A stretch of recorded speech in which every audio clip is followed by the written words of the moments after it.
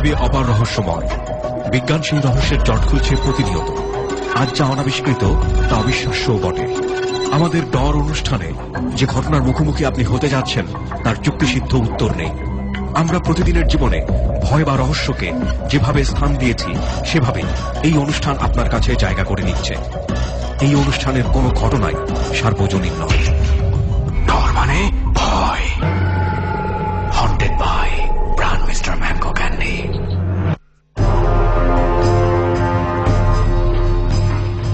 আমন্ত্রণ জানাচ্ছি ডরের 67তম পর্বে। আপনারা শুনছেন এবিসি রেডিও FM 89.2। এই মুহূর্তে আমি আরজে কিবরিয়া। সপ্তাহ ঘুরে আরো একবার অন দ্য স্পট থেকে আমাদের সঙ্গে যোগ দিচ্ছে সুমন ও রেহান, এবং সাউন্ডে কাজ করেছেন লোবান। জীবনের অবিস্মরণীয় এবং অবিশ্বাস্য কিছু ঘটনা নিয়ে আপনার সাথে আমরা মোট 5 জন অতিথিকে নিয়ে ডরে আজকের আয়োজন সাজিয়েছি। অপু, আনোয়ার, ইয়াসিন, সত্যেন এবং ইকবাল। এবং ডরটি ধারণ করা হয়েছে শান্তিনগরের কোন একটি ভৌতিক জায়গায়।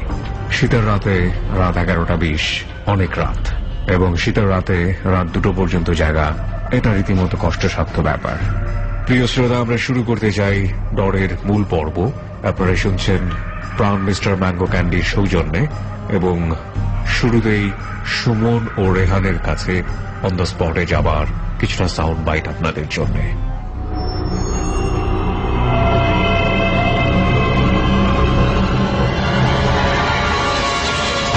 ডর মানে ভয়।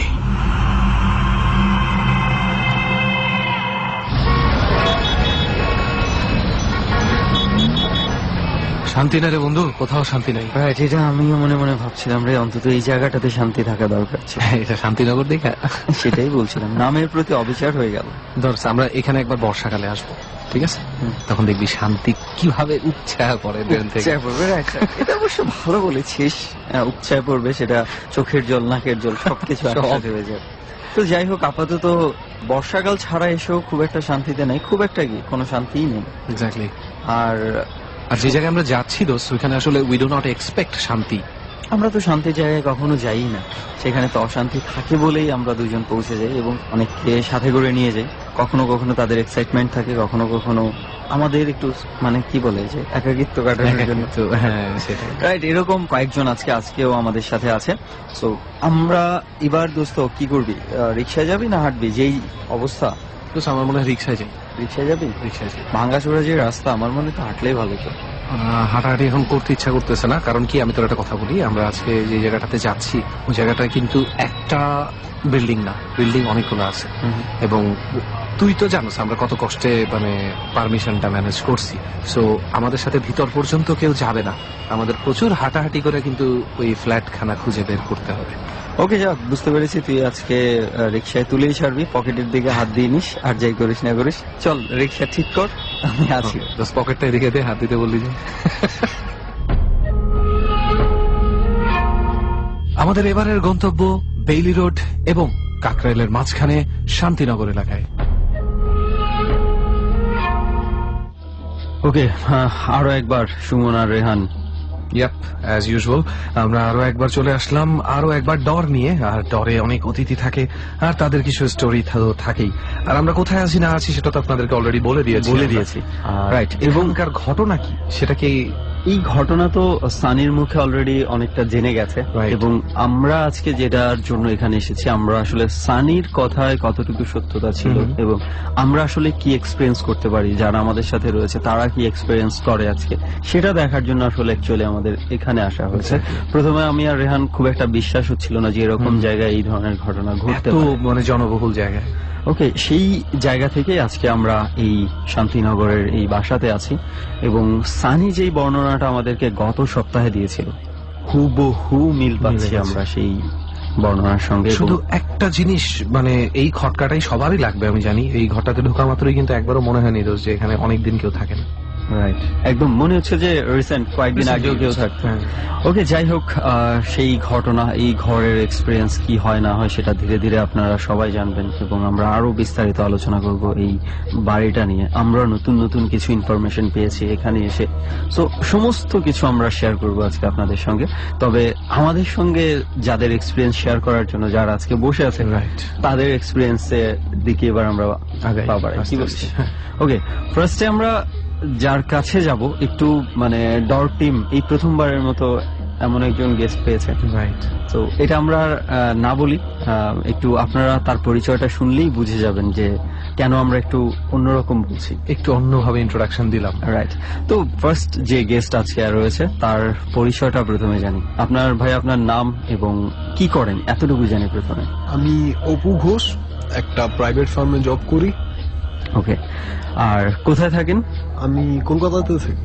রাইট, সেই জন্যই আমি আর রেহান বলছিলাম যে এক্সক্লুসিভ কেন, কারণ হচ্ছে কলকাতা থেকে এই প্রথমবারের মতো গেস্ট আমাদের সঙ্গে যোগ দিয়েছে। অন্যরকম একটা ব্যাপার, কলকাতা থেকে ডাউনলোড করে অনেকেই আমাদের প্রোগ্রাম শোনে, বাট এই পর্যন্ত চলে এসে নিজের ঘটনাগুলো শেয়ার করা, আমার মনে হয় ইটস সামথিং এলস ম্যান। ওই দিন বলতেছিলাম না আমরা যে এক সময় হয়তো আমরা ওভারসিজ যাব, ইন্টারন্যাশনাল প্লেসেস, হন্টেড প্লেসেসে যাব, বাট ইটস অলরাইট যদি ওভারসিজ ভাবে হন্টেড প্লেস গুলো আমাদের কাছে আসতে থাকে, we have no problem, right?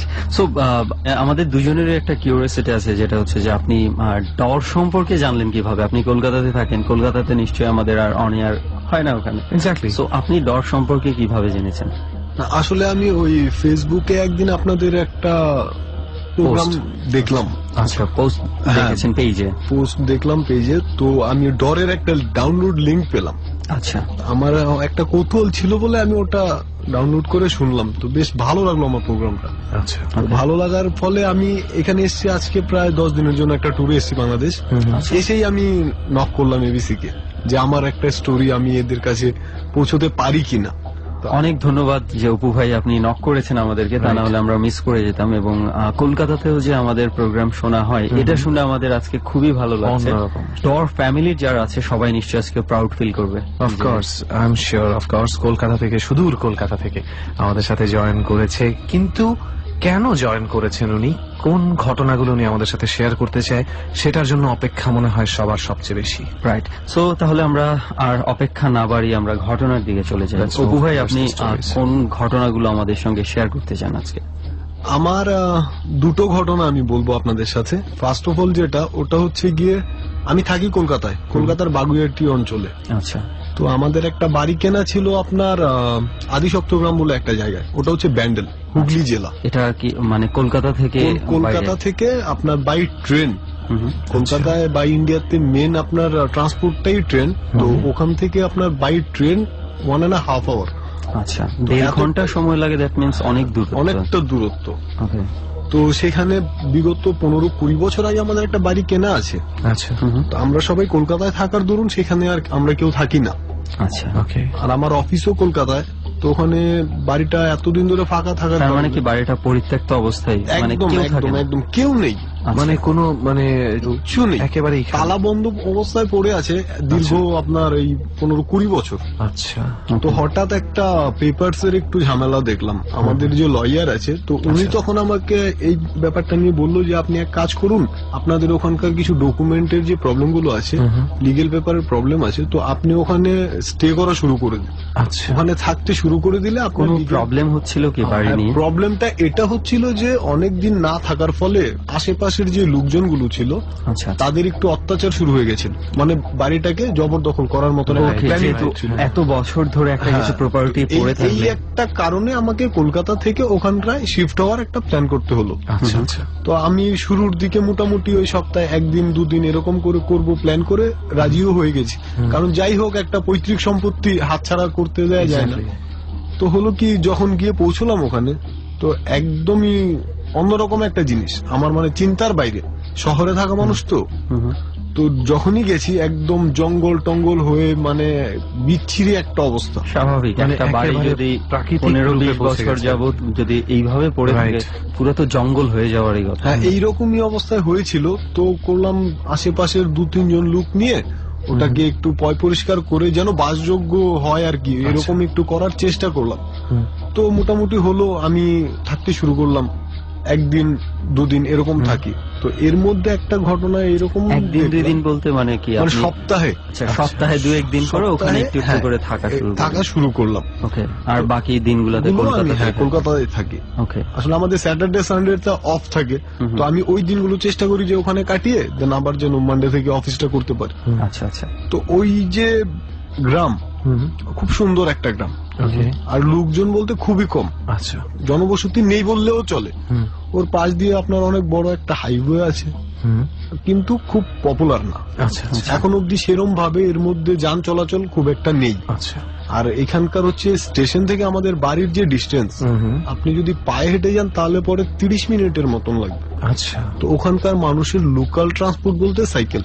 Okay, that means হচ্ছে আপনি বললেন যে ট্রেন হচ্ছে আপনাদের প্রধান বাহন। দ্যাট মিন্স ট্রেন স্টেশনে আপনি যখন আপনার গ্রামে নামেন, ঠিক ট্রেন স্টেশন থেকে আপনার বাড়িতে যেতে হাঁটা পথে 30 মিনিট। ওকে, এবার এই যে জায়গাটা, এই জায়গাটা যাওয়ার জন্য এবার প্রত্যেকেই কিছু না কিছু, আপনার সাইকেল, কেউ বাইক, পার্সোনাল মানে ভেহিকল ইউজ করে। পার্সোনাল ট্রান্সপোর্ট ছাড়া একটু কষ্টকর ব্যাপার হয়ে যায়। এবং ট্রান্সপোর্ট আছে, অটো বা বাস সকালবেলা 7টা থেকে রাত্রির 8টা অব্দি পাবেন।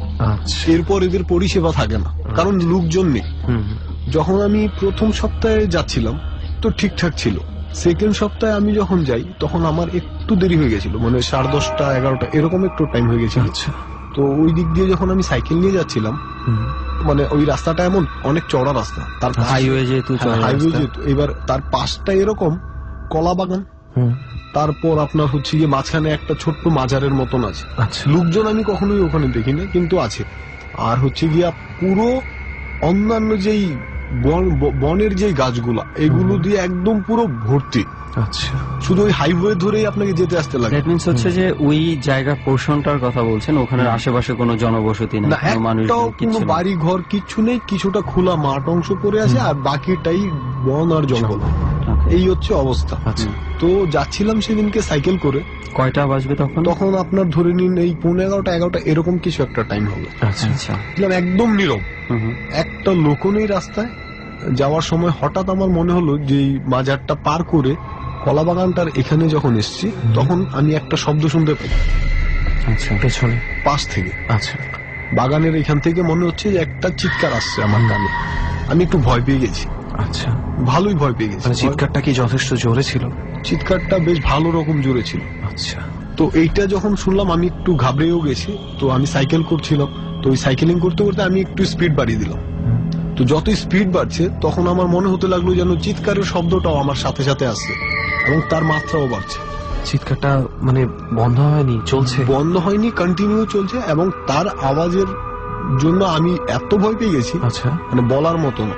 ওকে, তারপর তখনই আমি একটু, মানে এটা লাকিলি হয়তো পেয়ে গেছি, আমি তখনই লক্ষ্য করলাম যে একটা মাল বহনকারী truck at the same time আমার পেছন থেকে আসছে। আচ্ছা, ওই লাইটের আলোটা পেয়ে আমি একটু সুস্থ হলাম। দেন আমি সাইকেলিংটা আরো স্পিড বাড়িয়ে দিলাম, ওকে, দিয়ে আমি বাড়ি ঢুকে গেছি। তো ওই অবস্থাটা আমি পরের দিনকে পাড়া প্রতিবেশীর কাছে জিজ্ঞেস করলাম যে এইরকম বিষয়টা কি। এটা কি আপনি একদিনই পেয়েছেন নাকি? না, এইটা আমি মানে প্রায় আপনার 3-4 দিন পেয়েছি। আচ্ছা, আর সবই একই জায়গা থেকে? একই জায়গা থেকে। আর সব থেকে মজার বিষয় হচ্ছে কি, যখন আমি আরো অন্য কারোর সাথে যাচ্ছি, 2-3 জন একসাথে যাচ্ছি, তখন আমি এটা পাচ্ছি না। ও, দ্যাট মিন্স হচ্ছে আপনি ওই সময়টাতে একা যদি যান, যখনই আমার একটু ফিরতে দেরি হয়ে যাচ্ছে, মানে আমার কলকাতায় অফিস, আমার এই প্রবলেমের কারণে আমাকে এখানে শিফট হতে হয়েছে। তো ওখান থেকে যখন রাত্রিবেলা ফিরতে লাগে, কানেক্টিং ট্রেনের যে গন্ডগোলটা আছে, ধরুন আমি একটা ট্রেন কোনো কারণে মিস করে গেলাম, তো আমাকে 1 ঘন্টা ওয়েট করে থাকতে লাগে। ওই গ্যাপটার জন্য দেরিটা হয়ে যায় আমার ফিরতে। আচ্ছা, ওইটা দেরি হয়ে যাওয়ার কারণে তখন আমি একা হয়ে যাই। ওকে, এই প্রবলেমটা আমার সাথে এই 3-4 দিন এরকম হওয়ার পরে আমি জিজ্ঞেস করলাম ওকে, পাশের বাড়ির যারা আছেন তাদের। তারপরে জবাব কি পেলেন?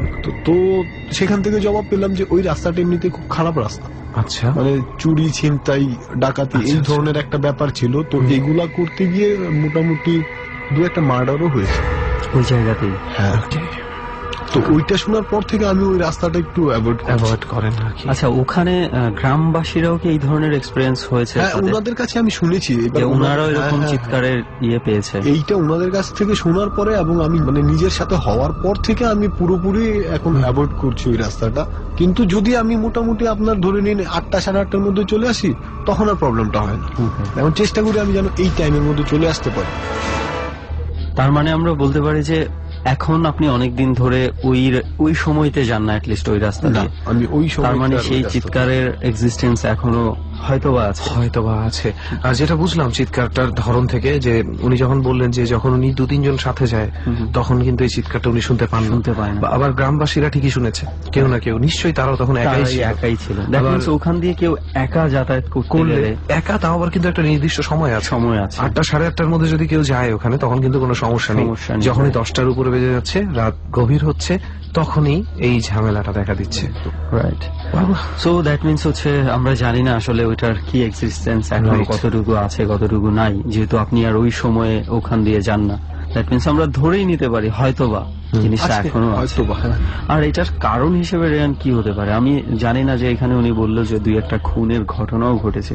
সেই চিৎকার গুলো কি আসলে মানুষজনকে কিছু বলতে চাইছে নাকি অন্য কিছু বুঝাইতে চাইছে? আমি আসলে না, মানে এই জিনিসটা আমি দেখলাম দোস্ত, মানে এক একটা সত্যি কথা বলতে এক এক বর্ডার ক্রস হলে এগুলোর ডেফিনেশন চেঞ্জ হয়। ডর মানে ভয়, হন্টেড বাই প্রাণ মিস্টার ম্যাঙ্গো ক্যান্ডি। মানে এই জিনিসটা আমি দেখলাম দোস্ত, মানে সত্যি কথা বলতে এক এক বর্ডার ক্রস হলে এগুলোর ডেফিনেশন চেঞ্জ হয়। হ্যাঁ, ফর এক্সাম্পল দেখা যাচ্ছে যে most of the time Indian subcontinent যেটা আছে, মানে টোটাল এশিয়া যদি আমি ধরি, এখানে এশিয়ার মধ্যে আবার জাপানটাকে আমার বাদ দিতে হবে। জাপান বাদ দিয়ে এশিয়া ধরলে দেখা যায় যে এগুলোকে সবসময় নেগেটিভ মাইন্ডে, অনেক সময় পজিটিভ মাইন্ডেও নেওয়া হয়।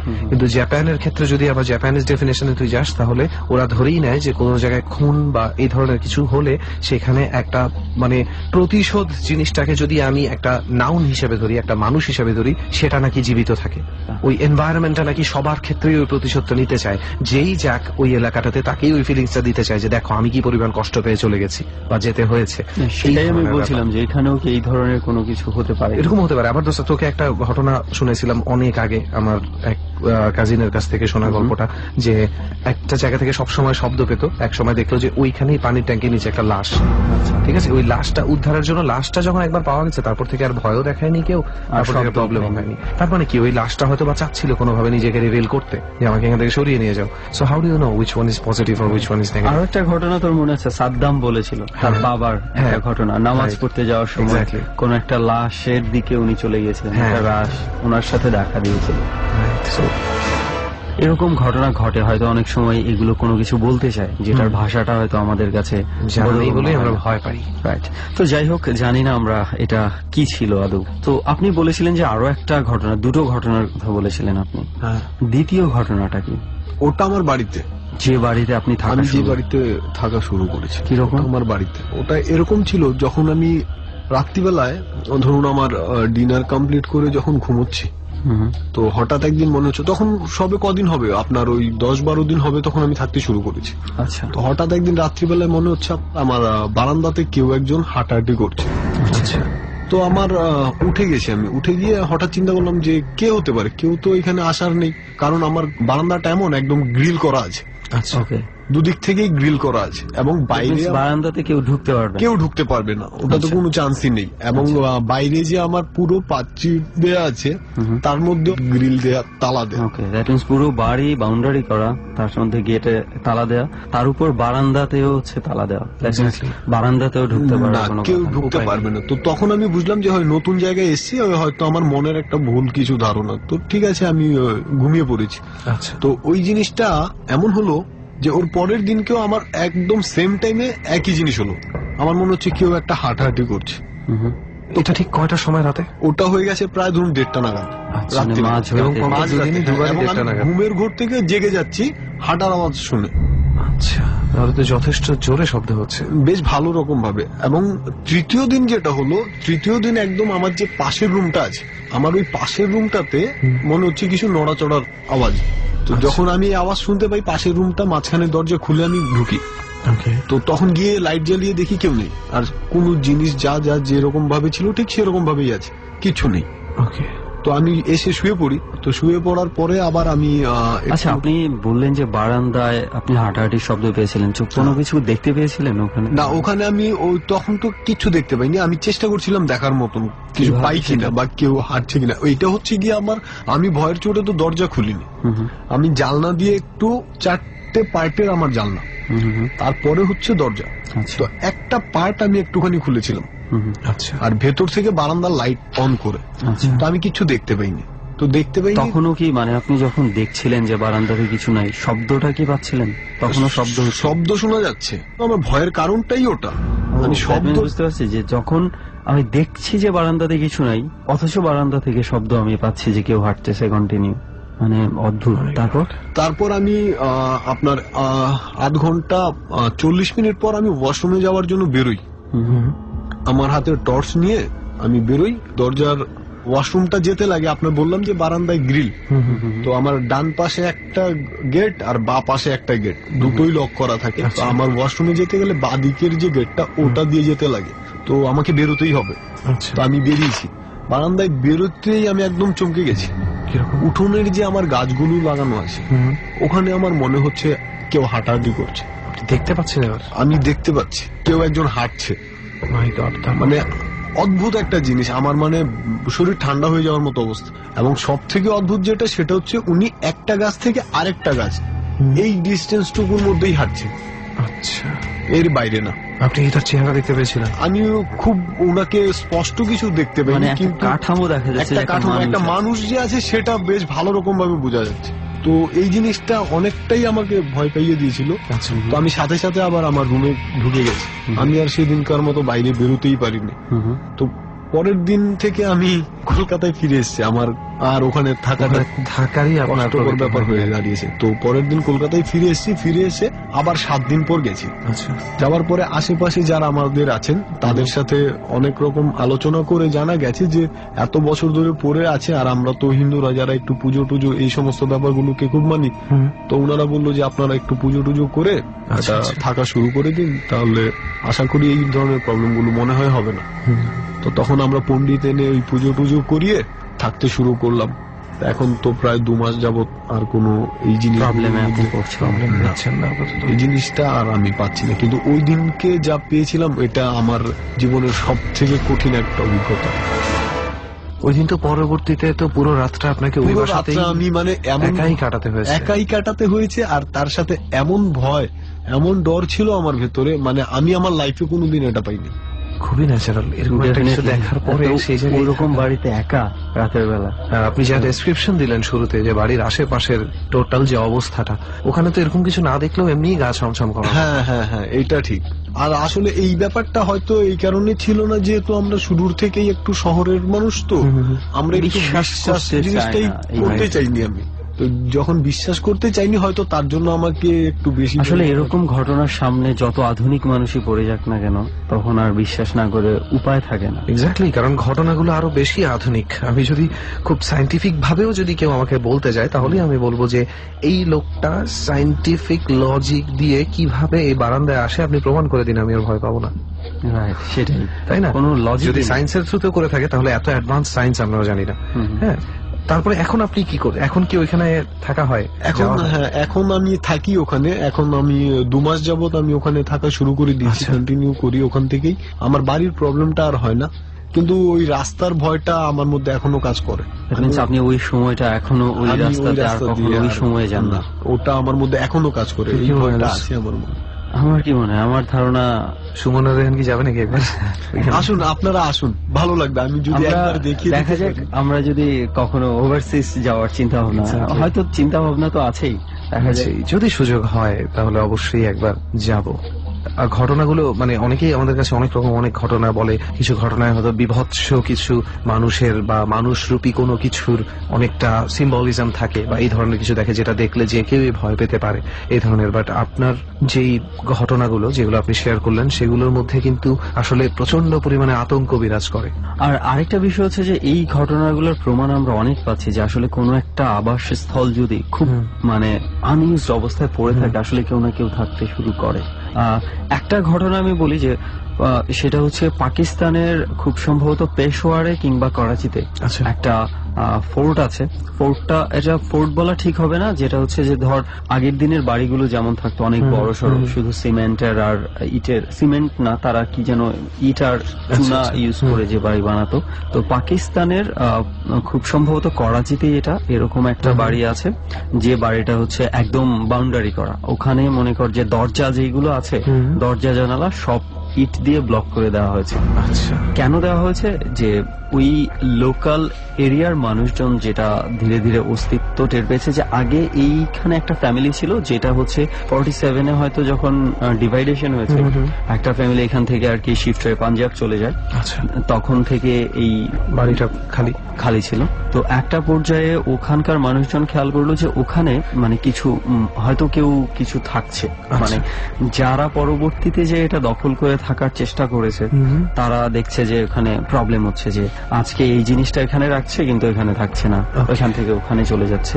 তো এক এক করে অনেকেই এটা ট্রাই করেছে, কিন্তু কেউ এটার কোনো কিছু পাচ্ছে না। তো একটা পর্যায়ে তারা যেটা টের পেল এবং বিশ্বাস করে এখনো, যে ওখানে জিনরা বসবাস করে।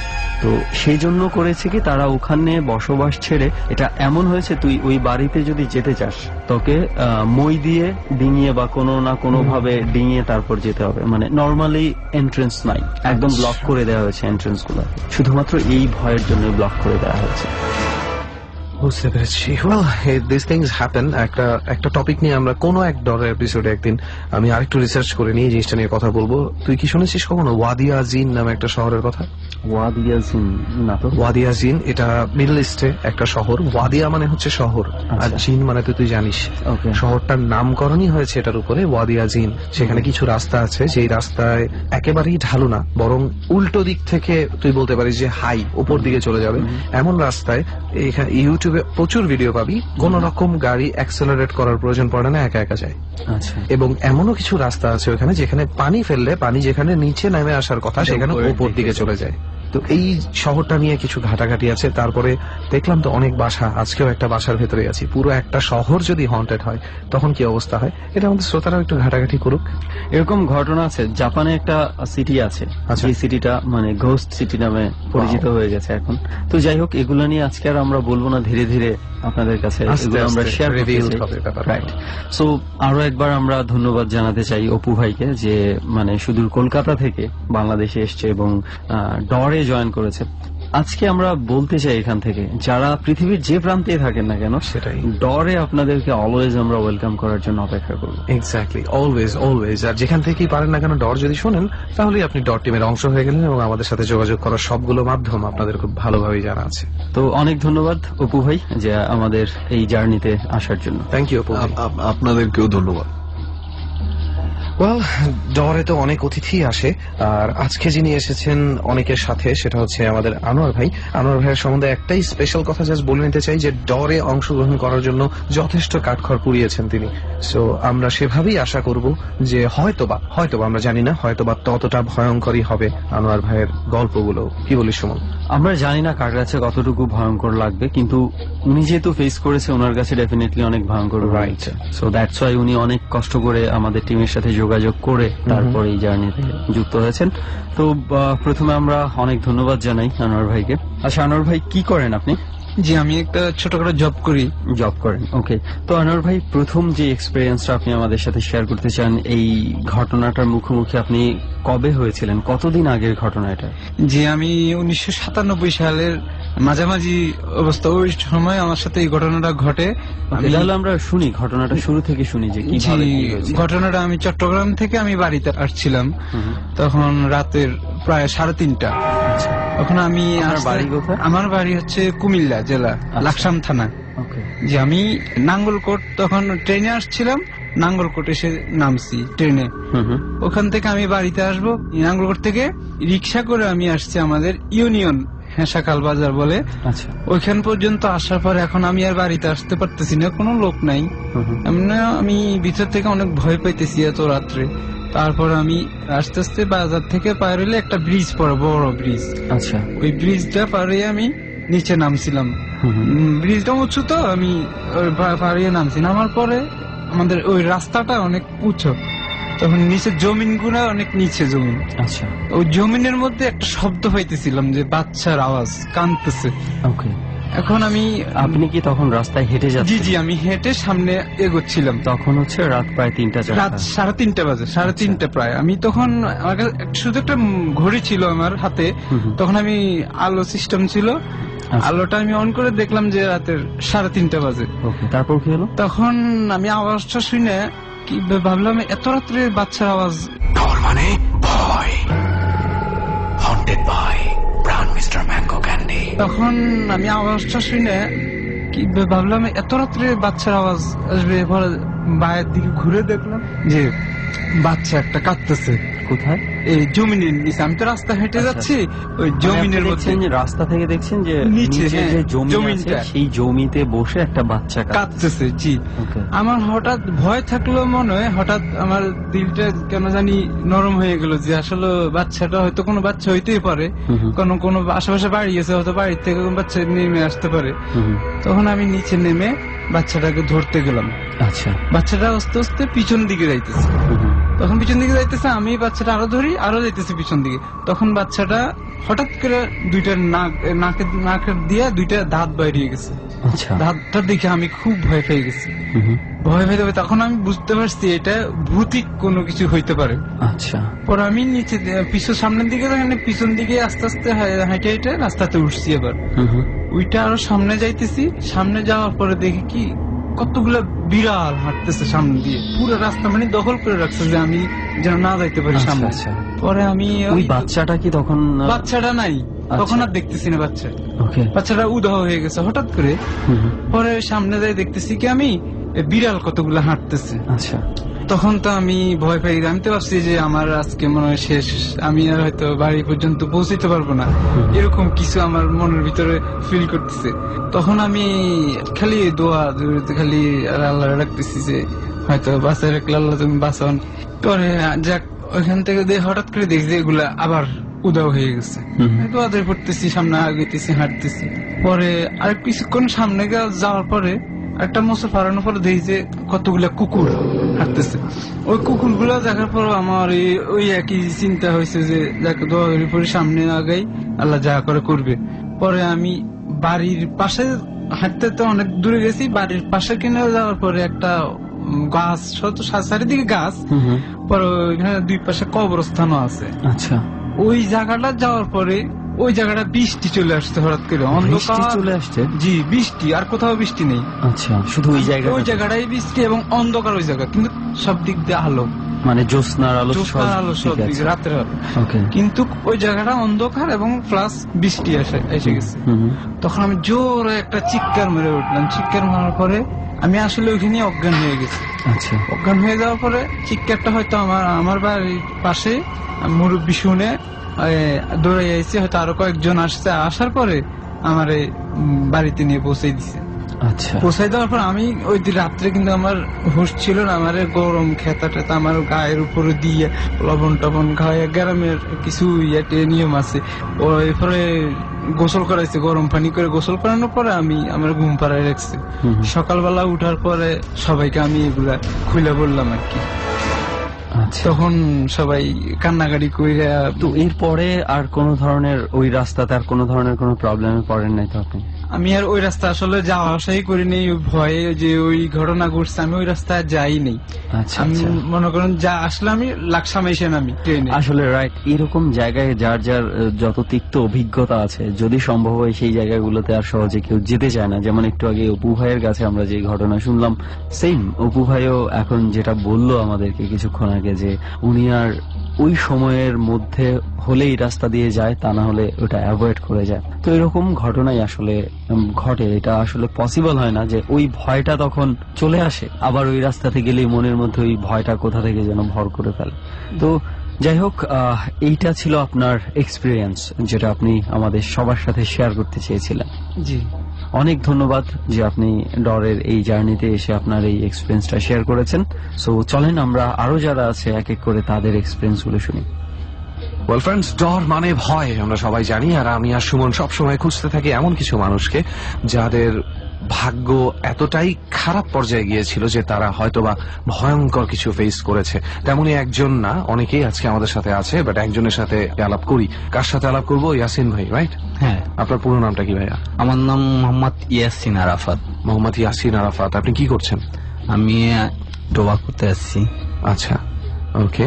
আর আপনার যেই ঘটনাগুলো আমাদের সাথে শেয়ার করবেন সেগুলো কি সবগুলো আপনার সাথেই ঘটা?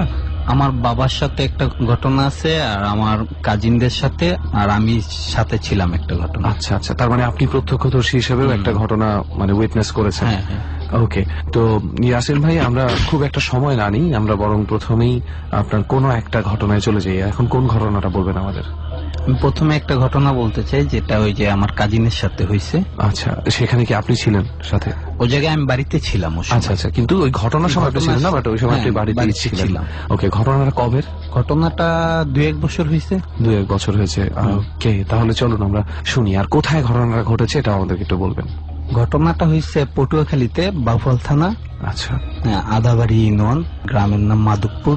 আচ্ছা, শুনি আমরা এবার। ঘটনাটা হচ্ছে যে আমার এক কাজিন ছিল, ও একটা মেয়ের সাথে অ্যাফেয়ার ছিল। তো ও প্রত্যেকদিন সন্ধ্যাবেলায় ওই মেয়ের সাথে দেখা করতে যেত। আচ্ছা। তো দেখা করার সময় একদিন হঠাৎ অনেক রাত হয়ে গেছে, তো ওর সাথে আমার আরেকটা কাজিন ছিল। তো যাওয়ার পরে ও রাত্রে আবার ফিরে আসার পরে ওরে বাড়িতে রাইখা চলে গেছে যে আমি বাসায় চলে যাই। ওদের বাড়িটা একটু দূরে। হ্যাঁ, তো চলে গেল। কিছুক্ষণ পরে দেখতেছে যে ওরে রাইখে আসছে, কিন্তু ওর পিছনে হাঁটতেছে। জিজ্ঞেস করলো, কিরে তুই এই জায়গায় কেন? কয়, তুই আমার সাথে চল আমাদের বাড়িতে। তারপর বললো যে না, আমি যাব না, মা আমার জন্য টেনশন করবে। তো গেল। যাওয়ার পরে কতক্ষণ ওর সাথে মানে কথাবার্তা হইলো। কথাবার্তা হওয়ার পরে ওরে বলতেছে একটা কবরস্থান আছে, কবরস্থানটা একটা বিলের মাঝখানে। তো ওই জায়গায় কোনো মানুষ যাওয়ার কথা না ওই সময়, কিন্তু ওরে বলতেছে ওই জায়গায় 2টা মেয়ে আসবে, তুই চল। তো বলতেছে না, আমি ওই জায়গায় যাব। কথা অনুযায়ী জায়গাটা তো চারিদিকে পানি, মাঝখানে একটু অংশ, সেখানে একটা কবরস্থান। ওখানে গভীর রাতে 2টো মেয়ে আসবে এরকম বলা হচ্ছে। হ্যাঁ, এরকম বলা হচ্ছে। তো রাজি না, এক পর্যায়ে রাজি না হয় ওরে বকা দিছে যে তুই যাবি না কেন। আচ্ছা। হ্যাঁ, তখন ও বলতেছে তুই আমার ভাই হয়ে এইভাবে আমার বকা দিলে, আমার মাকে তুইলা। তখন ওর সাথে মারামারি লেগে গেছে। আচ্ছা আচ্ছা, মানে আপনি এড়িয়ে গিয়েছেন, কিন্তু সে বোধহয় যথেষ্ট গালাগালি করেছে যে কেন যাবি না। হ্যাঁ আচ্ছা আচ্ছা। হ্যাঁ, অনেক গালাগালি করছে। তারপরে মারামারি হইতেছে, হঠাৎ করে ও পায়ের দিকে লক্ষ্য করে দেখে ওর পা শূন্যের উপরে ভাসতেছে। যার সাথে মারামারি করছে তার চাচাতো ভাই? হ্যাঁ, তার চাচাতো। তখন তো ভয় পেয়ে গেছে, প্রচন্ড ভয় পায় যে এইটা কি। তখন কয়টা বাজে? রাত্রে 9টা বাজে। গ্রামের বাড়িতে 9টাও অনেক কিছু। হ্যাঁ, তো ওইটা দেখে খুব ভয় পেয়ে দৌড় দিছে। দৌড় দেওয়ার পরে ওরা একটা লাথি মারছে, অনেক জোরে লাথিটা মারার পরে ভেনিশ হয়ে গেছে। আর দেখে না। হ্যাঁ, চোখে তখন আরো বেশি ভয় পাইছে। তখন দৌড় দিছে। দৌড় দিয়া কতক্ষণ দৌড়িতেছে, সামনে দেখতেছে একটা বিড়াল। আচ্ছা।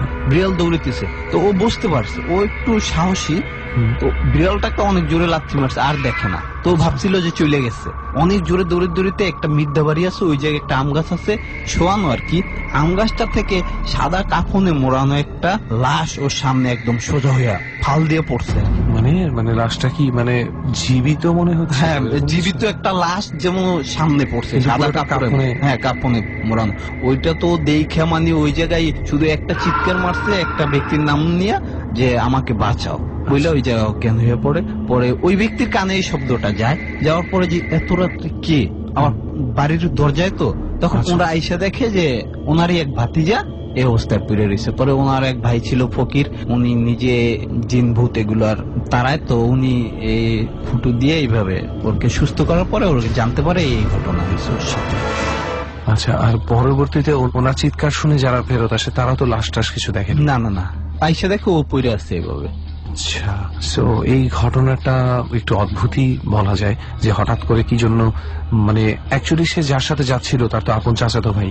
সেই চাচাতো ভাইয়ের সাথে পরে কি কোনো কন্ট্যাক্ট হয়নি? হ্যাঁ, হয়েছে। তখন সে কি বলেছে? যে ও বলছে কে, আমার কি মাথা খারাপ নাকি, তুই তো বাড়িতেই চলে গেলে, আমি তো বাসায় ওই সময় মনে হয় ভাত টাত খাই এরকম। তাকে রেখেই তো চলে গেল সে, তাকে বসিয়ে। আর সেই পিছনে চলে আসছিল। অদ্ভুত কিছু ঘটনা কেন ঘটে যার কোনো কারণ আমরা খুঁজে পাই না, তবে ঘটনাগুলো ঘটে। এটা প্রথম ঘটনা শুনলাম ইয়াসিন ভাইয়ের কাছ থেকে। এবার আরেকটা ঘটনায় চলে যাই। এবার কি আমরা সেই ঘটনাটা শুনবো যে ঘটনায় আপনি নিজে ছিলেন? হ্যাঁ। ওকে, তাহলে একটু শুনি ইয়াসিন ভাই। আমরা ভাদ্র মাস ওই সময়, তো আমরা আমি যদিও জানি না, তখন ওদের সাথে বিলের মাঝখানে ওই যে ধান আমন ধান লাগায় না কাদের সাথে? আমার মামাতো ভাই। আচ্ছা আচ্ছা তারপর মামাতো ভাইয়ের 2টা ফুয়াতো ভাই, আচ্ছা। আর মামাতো ভাই আর আমি। আচ্ছা বলার আগে আরেকটু বলি, ওরা আবার আমার আপন মামাতো ভাই না, আচ্ছা, দূর সম্পর্ক। হ্যাঁ, বাড়ির উপরে আর কি। তো যাই হোক, আমি ওদের সাথে বন্ধু বান্ধব হিসেবে আর কি সাথে সাথে থাকি সবসময়। তো আমি গেলাম, ওরা ধান লাগাইবো, তা আমি ওদের সাথে গেলাম। আচ্ছা যাওয়ার পরে আমি ওদের সাথে কাজ করতেছি, হঠাৎ করে সন্ধ্যা হয়ে গেল। সন্ধ্যা হওয়ার পরে ও বলতেছে যে, একজন বলতেছে দুলাল নামে একটা ছেলে, যে আমি চলে যাব বাসায়। আচ্ছা, আমরা বললাম দেখ আড্ডা টাড্ডা দেই, আমরা 4 জন আছি, মানে টাস খেল মনে বাসায় এইভাবে যে বাসায় পিঠা টিঠা বানাইতেছে, থাক। ও থাকবে না, তো মা রাগ করবে বা মা অনেক চিন্তা করবে, আমি চলে যাই। আচ্ছা। তো ও যাই হোক, ও চলে গেছে। চলে যাওয়ার পরে ও যখন যায় তখন আমি বলছি, দেখ ওই জায়গায় যাইস না, ওই যে কান্দার বাড়ির ওই জায়গায় কিন্তু তোরে আজকে যে কোনো একটা দুর্ঘটনা ঘটাইবো। কেন ওই কান্দার বাড়ি এলাকাটাতে কি সমস্যা? আসলে ওই জায়গায় দিনের বেলায় কেউ যায় না, এত ভয়ানক প্লেসটা। মানে আমার ছোট থেকে আমি যতবার গেছি, আমি কখনো সাথে একটা কাউরে নিয়ে গেছি।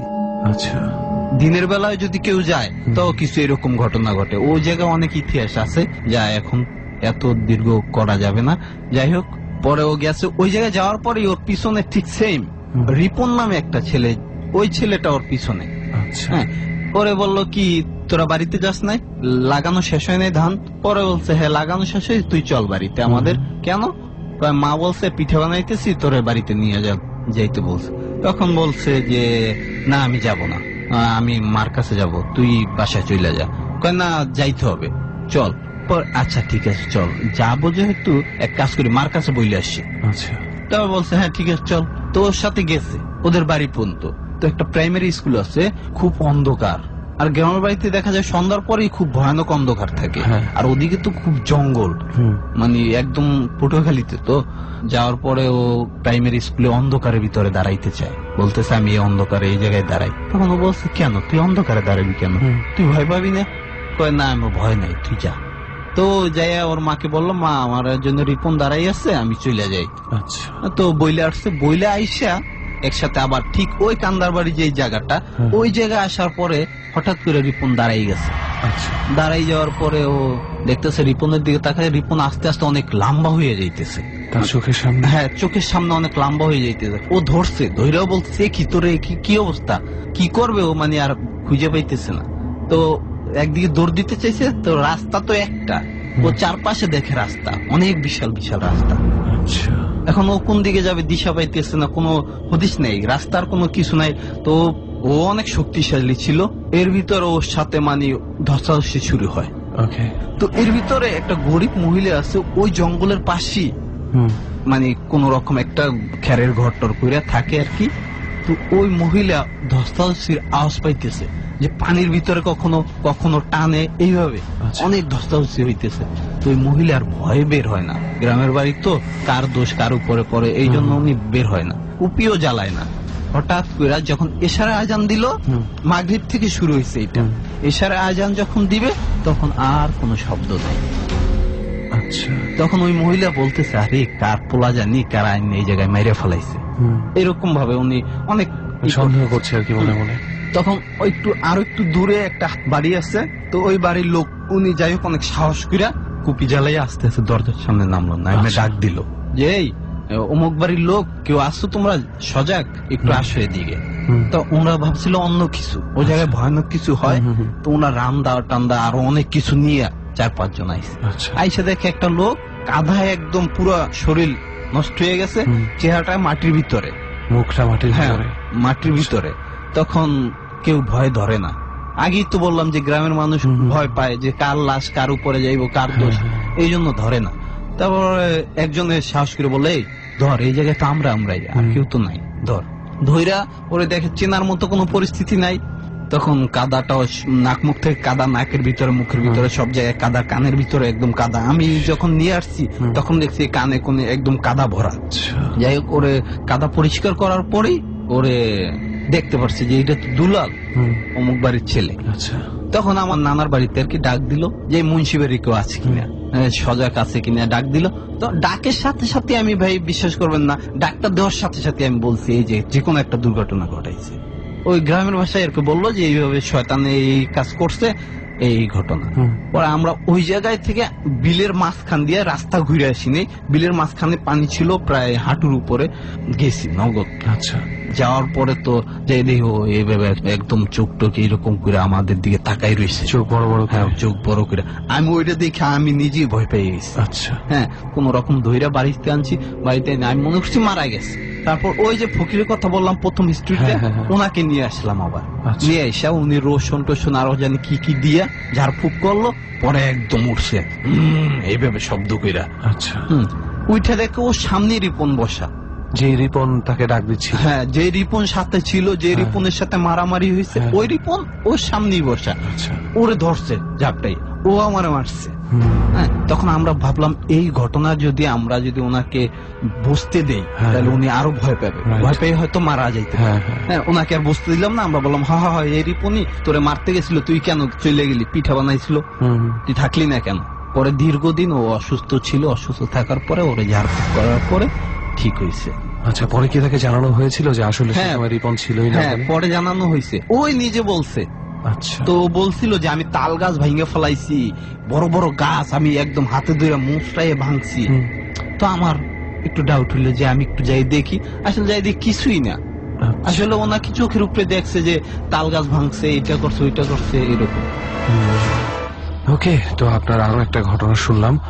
এই ঘটনাটার সময় আপনি নিজেই ওইখানে প্রায় উপস্থিত ছিলেন, আগের এবং পরের ঘটনা সবই আপনি দেখেছেন। মনে হচ্ছে কিছু কিছু ক্ষেত্রে হয়তো বা পজেশনের একটা কেস হতে পারে, এটা আমরা এখনো জানি না। তবে হ্যাঁ, কান্দার বাড়ি যে জায়গাটা, সেই জায়গাটাতে ডট টিম অবশ্যই যেতে চাইবে আমার ধারণা। It would be a very nice place.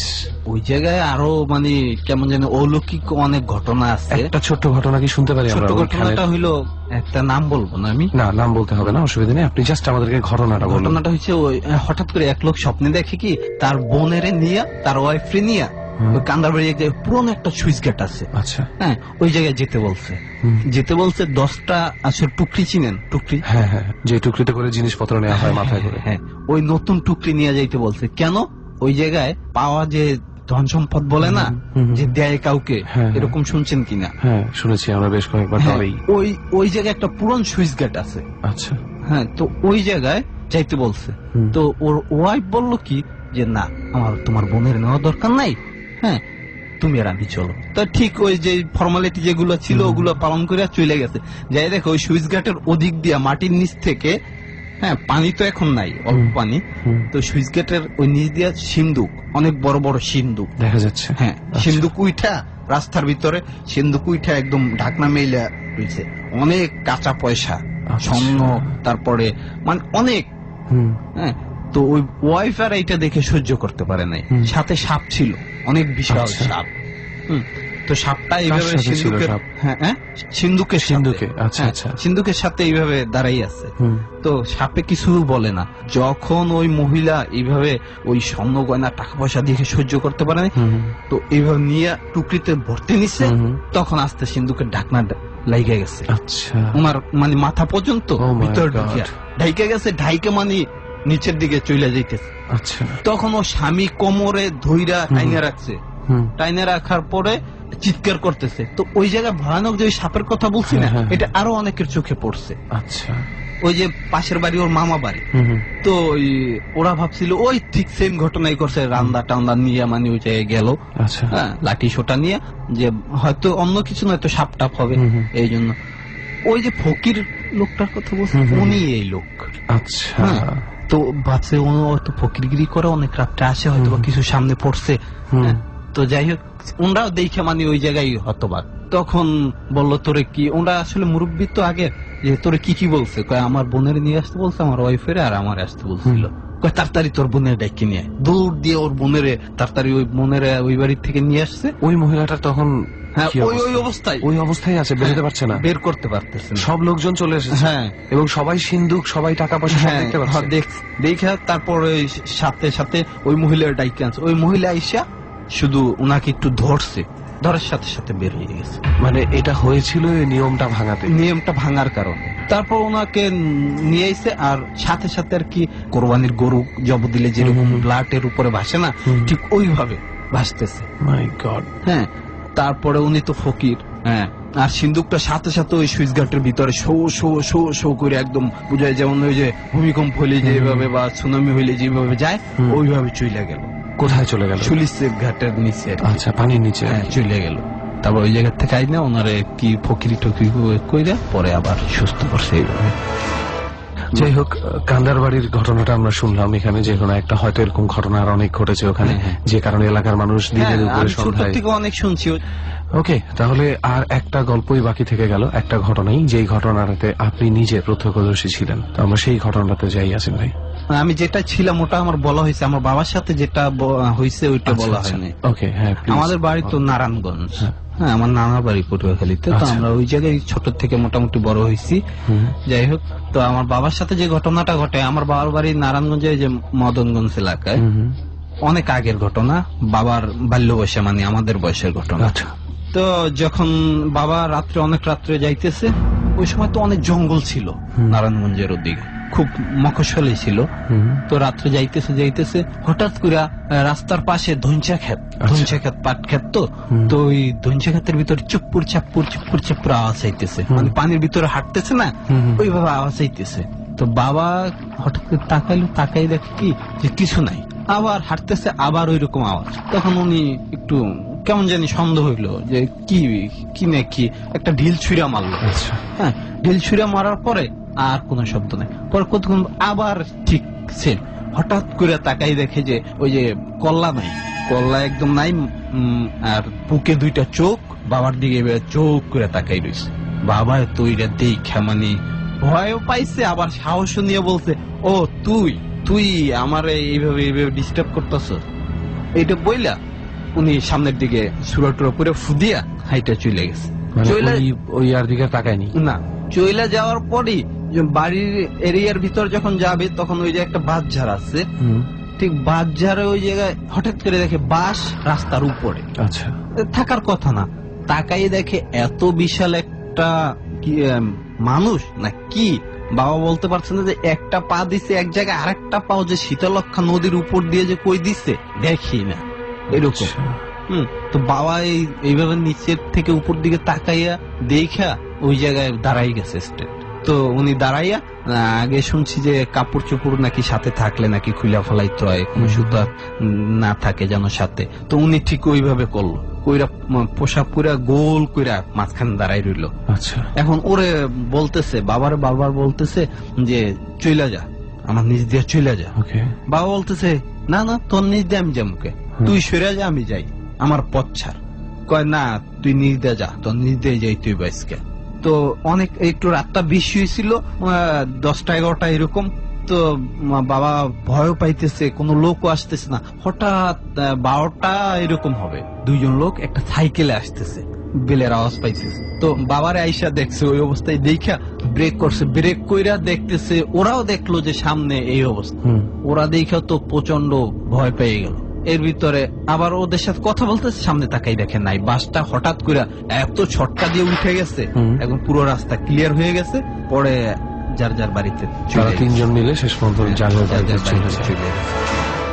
ওকে, যাই হোক, শুনলাম আপনার ঘটনাগুলো, আপনার বাবার ঘটনাটা শুনলাম। ইনফ্যাক্ট আপনার বাবার যে ঘটনাটা, সেই ঘটনাটা অনেকের সাথেই বোধহয় ঘটেছে, অনেক জায়গায়, বিভিন্ন জায়গায় ঠিক একই ধরনের ঘটনা আমরা ডরে বেশ কয়েকবার শুনেছি। এছাড়া আমরা নিজেরাও এমনিতে কথোপকথনে এই ধরনের ঘটনাগুলো বেশ কয়েকবার শুনেছি। এই ধরনের লম্বা একটা মানুষ, যার পা একদিকে, দুইদিকে দুটা পা থাকে, মাঝখান দিয়ে যদি কেউ যায় তখনই তার বিপদ, তাকে সরিয়ে যেতে হবে বা কোনো একভাবে। যাই হোক, এই ঘটনাগুলো আমাদের সাথে শেয়ার করার জন্য আপনাকে অনেক ধন্যবাদ ইয়াসির ভাই। কিন্তু ঘটনা আমি বললাম না, ছোটখাটো অনেক ঘটনা আছে পটুয়াখালীতে, অনেক এরকম ঘটনা আছে।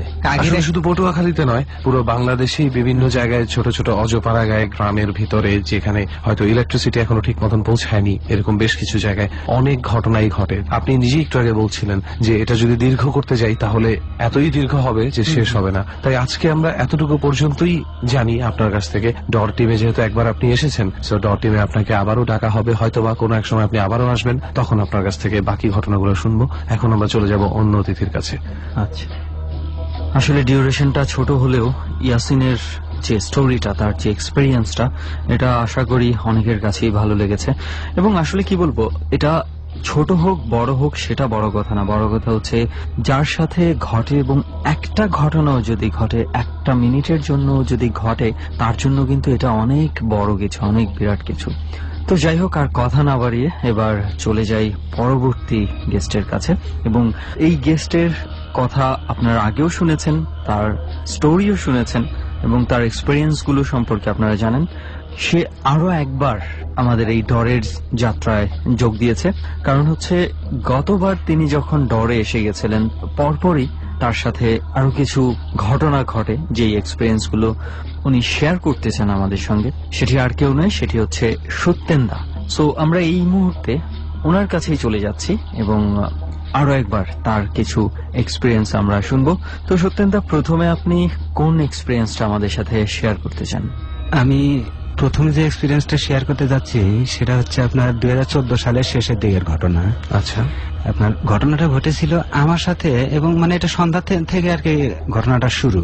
আচ্ছা, যাই হোক, ব্যাপারটা হচ্ছে এরকম, আমি মোটামুটি 3টা সাড়ে 3টার দিকে বের হয়েছি, যাব আমার গ্রামের বাড়িতে, বগুড়া জেলার ধুনট থানার মহেশুরা গ্রামে। তো মাকে ফোন দিয়ে বলে দিছি যে মা, আমি তো পিঠা খাবো, তুমি আমার জন্য পিঠা তৈরি করো। তো যাই হোক, আমি যাচ্ছি। আমার একটা ধারণা ছিল যে আমার এখান থেকে যেতে 4 থেকে 4.5 ঘন্টা সময় লাগবে আমার বাড়িতে। তো আমি মোটামুটি 3 ঘন্টা যাওয়ার পরে আমাদেরকে গাড়ি থেকে নামতে হয়, তারপর ঘন্টাখানেক লাগে আপনার সিএনজি বা অটোতে যেতে। আচ্ছা আচ্ছা। তো আমি যাই বাড়িতে গেলাম, 4.5-5 ঘন্টার মতো লেগে গেছে। আমি বাড়িতে গেলাম, যাওয়ার পরে যখন ব্যাগটা রাখছি, মাকে ডাকছি, তো মা বলতেছে কি ব্যাপার, তুই আবার ব্যাগ নিয়ে কোথায় গিয়েছিলি? তাই আমি বললাম, আবার ব্যাগ নিয়ে মানে?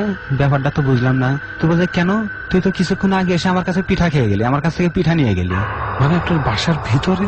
বাসার ভিতরে মানে আপনি আগে মাঝখানে আপনি তো আসছিলেন অ্যাকচুয়ালি, আপনি যেটা বললেন। না, আমি তো রাস্তায়, আমি তো বাড়িতে গিয়ে তারপরে মার কাছ থেকে জানলাম যে কেউ একজন মানে পিঠা নিয়ে গেছে, মা ভাবছে সেটা আমি। মাই গুডনেস, তার মানে কি এসেছিল?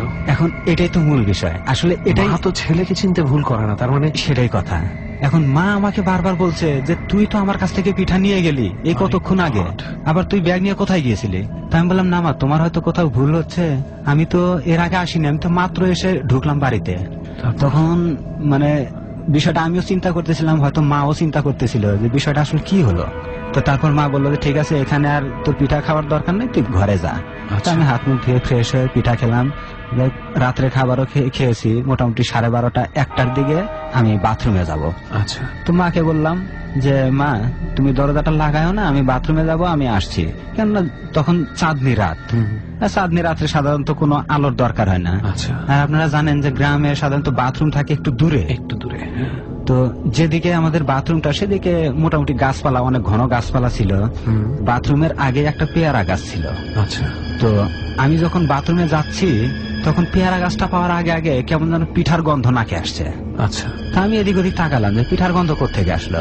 হঠাৎ আমার চোখটা চলে গেল পেয়ারা গাছে। ডর মানে ভয়। হন্টেড বাই প্রাণ মিস্টার ম্যাঙ্গো ক্যান্ডি। হঠাৎ আমার চোখটা চলে গেল পেয়ারা গাছে। আমি থমে গেলাম। কি, একজন লোক পা ঝুলিয়ে বসে আছে, সে পিঠা খাচ্ছে, সে কিছু খাচ্ছে, এটা বোঝা যাচ্ছে, এবং তার হাতে যে গোল গোল কিছু দেখা যাচ্ছে, বুঝলাম যে এটা পিঠা, সেটা দেখা যাচ্ছে, কিন্তু লোকটার চেহারা দেখা যাচ্ছে না, শুধু দাঁত আর চোখ চকচক করছে, সাদা অংশগুলো, শুধু সাদা অংশগুলো। আর এমন একটা ভাব যে সে যেন আমার দিকে হাসছে, আমার দিকে তাকিয়ে হাসছে। একটা ব্যঙ্গাত্মক ব্যাপার, একটা ব্যঙ্গাত্মক তোমার রূপে এসে তোমার খাবার খেয়ে নিচ্ছি হয়তোবা। তারপর আপনি কি করলেন? তো আমি ওখানে মানে এমন একটা হতভম্ব হয়ে গেলাম যে আমি কি করবো আমি নিজেও ভেবে পাচ্ছিলাম না। হঠাৎ একটা মা বলে একটা চিৎকার দিলাম। চিৎকার দেওয়ার পরে আমার আর তেমন কিছুই মনে নেই। পরে যাই মা হয়তো দৌড়ায় গেছে, তারপরে যে নিয়ে আসছে, একটু পরে আমি বুঝতে পারলাম যে হ্যাঁ, আমি ঘরে আসছি। তো পরে মা আমাকে অনেক সহানুভূতির সাথে জিজ্ঞেস করলো, কি হয়েছে বাবা, তুমি কি ভয় পেয়েছিলা? আমি বললাম যে মা, আসলে এই ব্যাপারটা হয়ে গেছে। তো মা বললো, ঠিক আছে, তোমার আর যাওয়ার দরকার নাই। আর সত্যি সত্যি আমি সেদিন সারা রাত্রে আর বাথরুমে যাইনি। আচ্ছা সত্যেন দা, এখানে আমার ছোট্ট একটা প্রশ্ন ছিল, সেটা হচ্ছে যে এই অবস্থাতে ভয় পাওয়াটা খুবই স্বাভাবিক, কিন্তু আমার প্রশ্নটা হচ্ছে যে এটা আপনার কেন মনে হলো যে এটা মানুষ না হয়ে অন্য কিছু হবে? এটা তো মানুষও হতে পারতো, হয়তো বা এমন কেউ বসে আছে, হয়তো ফাজলামো করে বা আপনাকে ভয় দেখানোর জন্য, বা কেউ চুরি করে নিয়ে বসে খাচ্ছে ওখানে। যেহেতু আপনি বলছেন যে চেহারাটা পুরোপুরি দেখেননি, প্রথম কথা তার তো চেহারা দেখা যায় না, দাঁতগুলো বড় বড়, শুধু দাঁত আর চোখ দুটো চকচক করছে। সেটা আলোর কারণে হতে পারে। খুব কালো কোনো মানুষকে যদি আমরা অন্ধকারে দেখি তাহলে তার শরীরের শুধু সাদা অংশগুলোই আমরা দেখতে পাবো। আচ্ছা, এখন মানে যে কথাটা আসলে কথাটা বলা আমার একটু কম হয়ে গেছে, সেটা হচ্ছে ওই পেয়ারা গাছের নিচে অনেকেই অনেকদিন ভয় পাইছে, এমনকি দিনের বেলা দুপুরে ওই পেয়ারা গাছে মানুষ ভয় পাইছে। কি জন্য? মানে হয়তো একজন যা দেখছে যে কোন একজন মহিলা ওই পেয়ারা গাছ থেকে ঝুলছে, চিকুন একটা ডাল ধরে ঝুলে আছে, এরকম অনেকে ভয় পেয়েছে। আর আমাদের ওই পেয়ারা গাছের ওইখানটা আসলে একটা অদ্ভুতুরে ব্যাপার, যার ফলে ওইখান দিয়ে সাধারণত কেউ একা একা যায় না। কিন্তু অদ্ভুতুরে ব্যাপার কেন? পেছনের ঘটনাটা কি? মানে ওইখানে অনেকদিন আগে যা জানছি তাতে একজনের আকস্মিক মৃত্যু হয়েছিল। আচ্ছা, ওই পেয়ারা গাছটার নিচে একজন লোক টয়লেট করতে গিয়েছিল, যাওয়ার পরে সে ওইখানে টয়লেট করা অবস্থায় সে মরে বসেছিল, মানে যেভাবে সে বসে আছে সেভাবে বসেছিল, শুধু তার জানটা ছিল না। এটার পর থেকে ওইখানে এরকম অনেক রকম ঘটনা ঘটে। আসলে তার আগে সাধারণত মানে এভাবে কেউ বুঝতে পারে নাই, কিন্তু যেদিন থেকে সে লোকটা মারা গেছে, সে লোকটা মারা গেছে আরো অনেক আগে, হয়তো 15-20 বছর আগে, কিন্তু তখন থেকে জায়গাটা সবার কাছে হ্যাঁ পরিচিত হয়ে গেছে যে এখানে একটা কিছু ঘটে, ভুতুরে জায়গা হিসেবে ওটা পরিচিত হয়ে গেছে। ওকে দেন, অদ্ভুত অদ্ভুত অদ্ভুতের চেয়েও বেশি অদ্ভুত একটা এক্সপেরিয়েন্স আমাদের সাথে শেয়ার করলো সত্যেন ভাই। মায়ের কাছে ছেলের রূপে গিয়ে খাবার নিয়ে আসাটা এটা অনেক অনেক টাফ একটা ব্যাপার। আমি জাস্ট এটা চিন্তা করি যে সেই সময় কিন্তু মা হিসাবে না ধরে ওনাকে যদি সামান্য সাধারণ একটা মানুষ হিসেবে ধরি, উনি কি পরিমাণ রিস্কের ভিতরে ছিলেন। অনেক ক্ষতি হতে পারতো তার, কারণ যে জিনিসটা অন্য কারো রূপ ধরতে পারে সেই জিনিসটা আর কি না পারে। আসলে হলে অনেক কিছুই হতে পারতো এবং অনেক কিছুই হতে পারে। অনেক সময় অনেক কিছু হতে গিয়েও হয় না, আবার কিছু না কিছু হতে গিয়েও অনেক কিছু হয়েছে। তো যাই হোক, এই ছিল আপনার প্রথম এক্সপিরিয়েন্স। তো আর কি এক্সপিরিয়েন্স আছে যেটা আপনি এই মুহূর্তে আমাদের সাথে শেয়ার করতে চান? হ্যাঁ, আর একটা এক্সপিরিয়েন্স আছে আমার রিসেন্টলি ঘটা, 2015 সালের 2রা নভেম্বর রাত্রে ঘটা। আমি আমার বাড়ি থেকে এক বন্ধুর বাড়িতে গিয়েছিলাম দাওয়াত খেতে, মানে ইচ্ছা ছিল রাত্রে ওখানে থাকবো, যার ফলে আমি 10টা সাড়ে 10টার দিকে তার বাড়িতে যাই। আচ্ছা, তো রাত্রি মোটামুটি 1:15টার দিকে একটা নাম্বার থেকে আমার কাছে কল আসে। আচ্ছা, তো পরিচিত কণ্ঠ, কিন্তু নাম্বারটা অপরিচিত। আচ্ছা, আমাকে শুধু ফোন দিয়ে বলল যে তোদের বাড়িতে গন্ডগোল হয়েছে, তুই তাড়াতাড়ি চলে আয়। আচ্ছা, এই কথাটা বলে সে লাইনটা কেটে দিল সাথে সাথে। আমি ওই নাম্বারটাতে অনেকবার নক করলাম, কিন্তু কল আর ঢুকলো না, মানে সেই নাম্বারটা অব্যবহৃত এটা বলছে বারবার মোবাইলে। তো চিন্তা করলাম অব্যবহৃত নাম্বার থেকে আমার কাছে কলটা আসলো কিভাবে। যাই হোক, তার নাম্বারে যখন কল না ঢুকলো তখন আমি বাড়িতে ফোন দিলাম। আমি চিন্তা করেছিলাম যে সকালে আমার 2 ভাইয়ের মধ্যে হালকা একটু কথা কাটাকাটি হয়েছিল, তাদের মধ্যে হয়তো বড় কিছু হয়ে গেছে, তাদের মধ্যে হয়তো বড় ঝগড়া হতে পারে। এই জন্য তো আমি তাদের 2জনকেই কল দিলাম। আচ্ছা, পরপর 2জনকে অনেকবার কল দিলাম, কমপক্ষে 7-8 বার করে এক একজনকে কল দিলাম, কেউ রিসিভ করে নাই। তো আমার টেনশনটা আরো বেড়ে গেল যে কি হয়ে গেল, ফোন রিসিভ করা যাচ্ছে না, আসলে কি হতে পারে যে ফোন রিসিভ করছে না। তখন আমি সেই মেইন রাস্তা দিয়ে না এসে সরাসরি আপনার ক্ষেতের মধ্যে দিয়ে যে রাস্তা, এই রাস্তা ধরে আমি আসা শুরু করলাম যে এদিক দিয়ে গেলে আমি হয়তো 15-20 মিনিটের মধ্যে আমার বাসায় পৌঁছতে পারবো, আর মেইন রাস্তা দিয়ে গেলে তো 1 ঘন্টার মতো লেগে যাবে। তো যাই হোক, রাস্তায় একটা কবরস্থান ছিল। এই কবরস্থান মানে গণ কবরস্থানই লোকে বলে, ওখানকার স্থানীয় লোকদের মুখে অনেক শুনছি যে 1971 সালে আপনার মুক্তিযুদ্ধের সময় এই কবরস্থানে অনেক লোককে মাটি চাপা দেওয়া হয়েছে, মৃত এবং জীবিত উভয় ধরনের মানুষকে মাটি চাপা দেওয়া হয়েছে। সেই থেকে ওখানে নাকি ভৌতিক অনেক ব্যাপার ঘটে। তো কথাটা আমার আসলে ওই সময় মাথায় ছিল না, যেহেতু বাড়িতে একটা প্রবলেমের কথা শুনছি, আমার কিন্তু মানে ওই বিষয়টা তখন মাথায় না থাকারই কথা। আচ্ছা, তো আমি ওদিক দিয়ে আসছি অনেক দ্রুত, তখন অন্যরকম একটা টেনশনে আছেন যে বাসায় কি হলো, বাসায় কি হলো, শুধু আমার এই একটাই চিন্তা, অন্য কোনো চিন্তা আমার মাথায় নেই। এত গভীর রাতে মানে কোনো একটা মোটামুটি সবাই জানে এমন একটা ভয়ঙ্কর স্পটের মধ্যে দিয়ে হেঁটে যাচ্ছেন, আপনার মাথায় নেই। আমার এটা মাথায় নেই। আচ্ছা, তো যাই হোক, আমি যখন কবরস্থানের কাছাকাছি আসছি তখন আমি বারবার মোবাইলটা দেখছি আর বাড়িতে ফোন করছি। আচ্ছা, তো হঠাৎ ওইখানে আসার পরে আমার মোবাইলটা অফ হয়ে গেল। অফ হওয়ার পরে মানে চার্জ কিন্তু ফুল ছিল, মানে মেজাজটা এমনি একটু খারাপ হয়ে গেল। কি হবে, এখন কি মোবাইলটা অফ হওয়ার সময়? তো আবার আমি মোবাইলটা অন করলাম, অন করে চিন্তা করলাম যে ওরা যখন এতবার ফোন দিলাম রিসিভ করছে না, তাহলে সেই লোকটাকে আবার ফোন দিয়ে দেখি তো নাম্বারটা ব্যবহৃত না অব্যবহৃত। প্রথম আপনাকে আমাকে ফোন জানায় যে বাসায় কোনো গন্ডগোল হচ্ছে। ইয়েস। আচ্ছা, আমি তার নাম্বারটা আবার ফোন দিতে গিয়ে দেখি সেই নাম্বারটা নাই, মানে কল লগে নাম্বার নাই। আপনি তো নিজে সেই নাম্বারে ফোন করেছেন? হ্যাঁ, আমি অনেকবার ফোন চেষ্টা করেছি লাইন ঢোকে, তার মানে ডায়াল কলসে থাকার কথা, এবং যেহেতু সে কল করেছিল আপনাকে রিসিভড থাকার কথা, কিন্তু কল লগে মানে রিসিভ এবার ডায়ালে কোনো জায়গায় সেই নাম্বারটা নাই। What is going on? তারপর তো যাই হোক, আমি চিন্তা করলাম নাম্বারটা কি হলো, সব নাম্বার আছে শুধু এই নাম্বারটাই নাই। তো আমি যাই হোক এসব ভাবছি, আর আবার আমার বাড়িতে ফোন দেওয়ার চেষ্টা করছি। তো ঠিক আমি যখন কবরস্থানের সামনাসামনি এসে পড়েছি, তখন মনে হলো আমার পায়ে যে চটি ছিল, মনে হলো চটির পিছনে কেউ একজন পা রাখছে। আর আমি যেহেতু বাড়িতে প্রবলেম, আমি তো অনেক দ্রুত গতিতে হেঁটে যাচ্ছি। সে যখন মানে কোন এক ব্যক্তি যখন আমার ছুটিটাতে পা রেখেছে, আমি কিন্তু তখন আর ঝোঁক সামাল দিতে পারি নাই, তা আমি পড়ে যাচ্ছি। আমি চিন্তা করলাম আমি তো পড়েই যাব, কিন্তু হঠাৎ মনে হলো যে কোন এক লোক আমার দুই পাশে আমার বডিটাকে ধরে অনেক দূর নিয়ে যাচ্ছে। আমি আপনি আসলে উল্টে পড়ে যেতে পারেন? হ্যাঁ, উল্টে পড়ে যেতে পারি। পথেই কেউ একজন আপনাকে আরো ফোর্স করে সামনের দিকে নিয়ে গেছে। আচ্ছা, তারপর? আমি কমপক্ষে 20 থেকে 25 হাত দূরে গিয়ে তারপরে পড়েছি। তো যখন আমি পড়েছি, তখন হঠাৎ নারী পুরুষ উভয় কণ্ঠের হাসির আওয়াজ পেলাম। আমি পিছনে তাকালাম, দেখি কেউ নাই। আশেপাশে তো কেউ নাই, যেখান থেকে আমি হাসির আওয়াজটা পাচ্ছিলাম সেখানে দেখি কেউ নাই। তো হঠাৎ মনে হলো যে সেই কবরস্থানে হয়তো অনেক বড় একটা গরু দাঁড়িয়ে আছে। আমি বুঝতে পারছিলাম না, তখন আমার সেন্সটা এমন হয়ে গেছিল, আমি বুঝতে পারছিলাম না যে ওটা গরু নাকি সিংহ। আচ্ছা, এমন একটা ব্যাপার, খুবই আতঙ্ক এবং ভয়ের মধ্যে, মানে চরম আতঙ্কিত হয়ে গেছিলাম।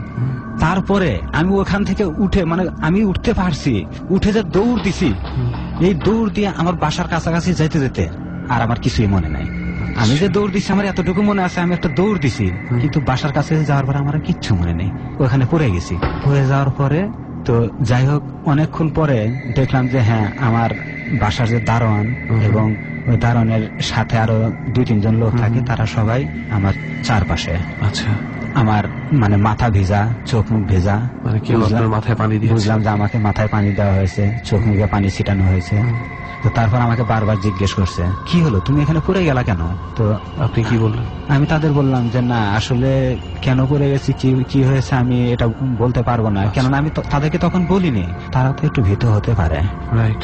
যাই পরের দিন আমার সেই বন্ধুকে আমি ধরলাম যে কিরে, তুই কালকে আমাকে কোন নাম্বার থেকে ফোন দিয়েছিলি? তো বলতেছে, না তো দোস্ত, আমি তো তোকে ফোন দেইনি। তুই বললাম না, তুই ফোন দাসনি? তাহলে একটা নাম্বার থেকে আমার কাছে ফোন আসছিল, কণ্ঠ তোর। তো সরাসরি কসম করে বলছে যে না, আমি তোকে ফোন দেইনি। আমি চিন্তা করলাম ব্যাপারটা কি।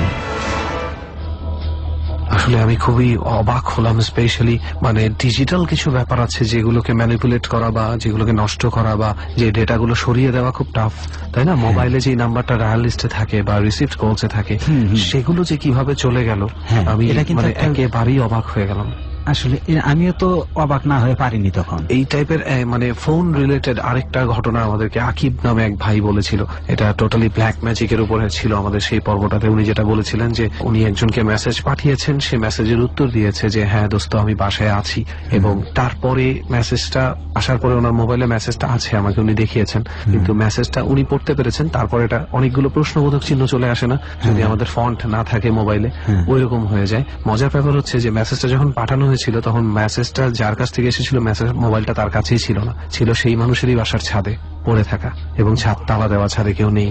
তাহলে আমি বাসায় আছি, এই লেখাটা রিপ্লাই করে কে পাঠালো?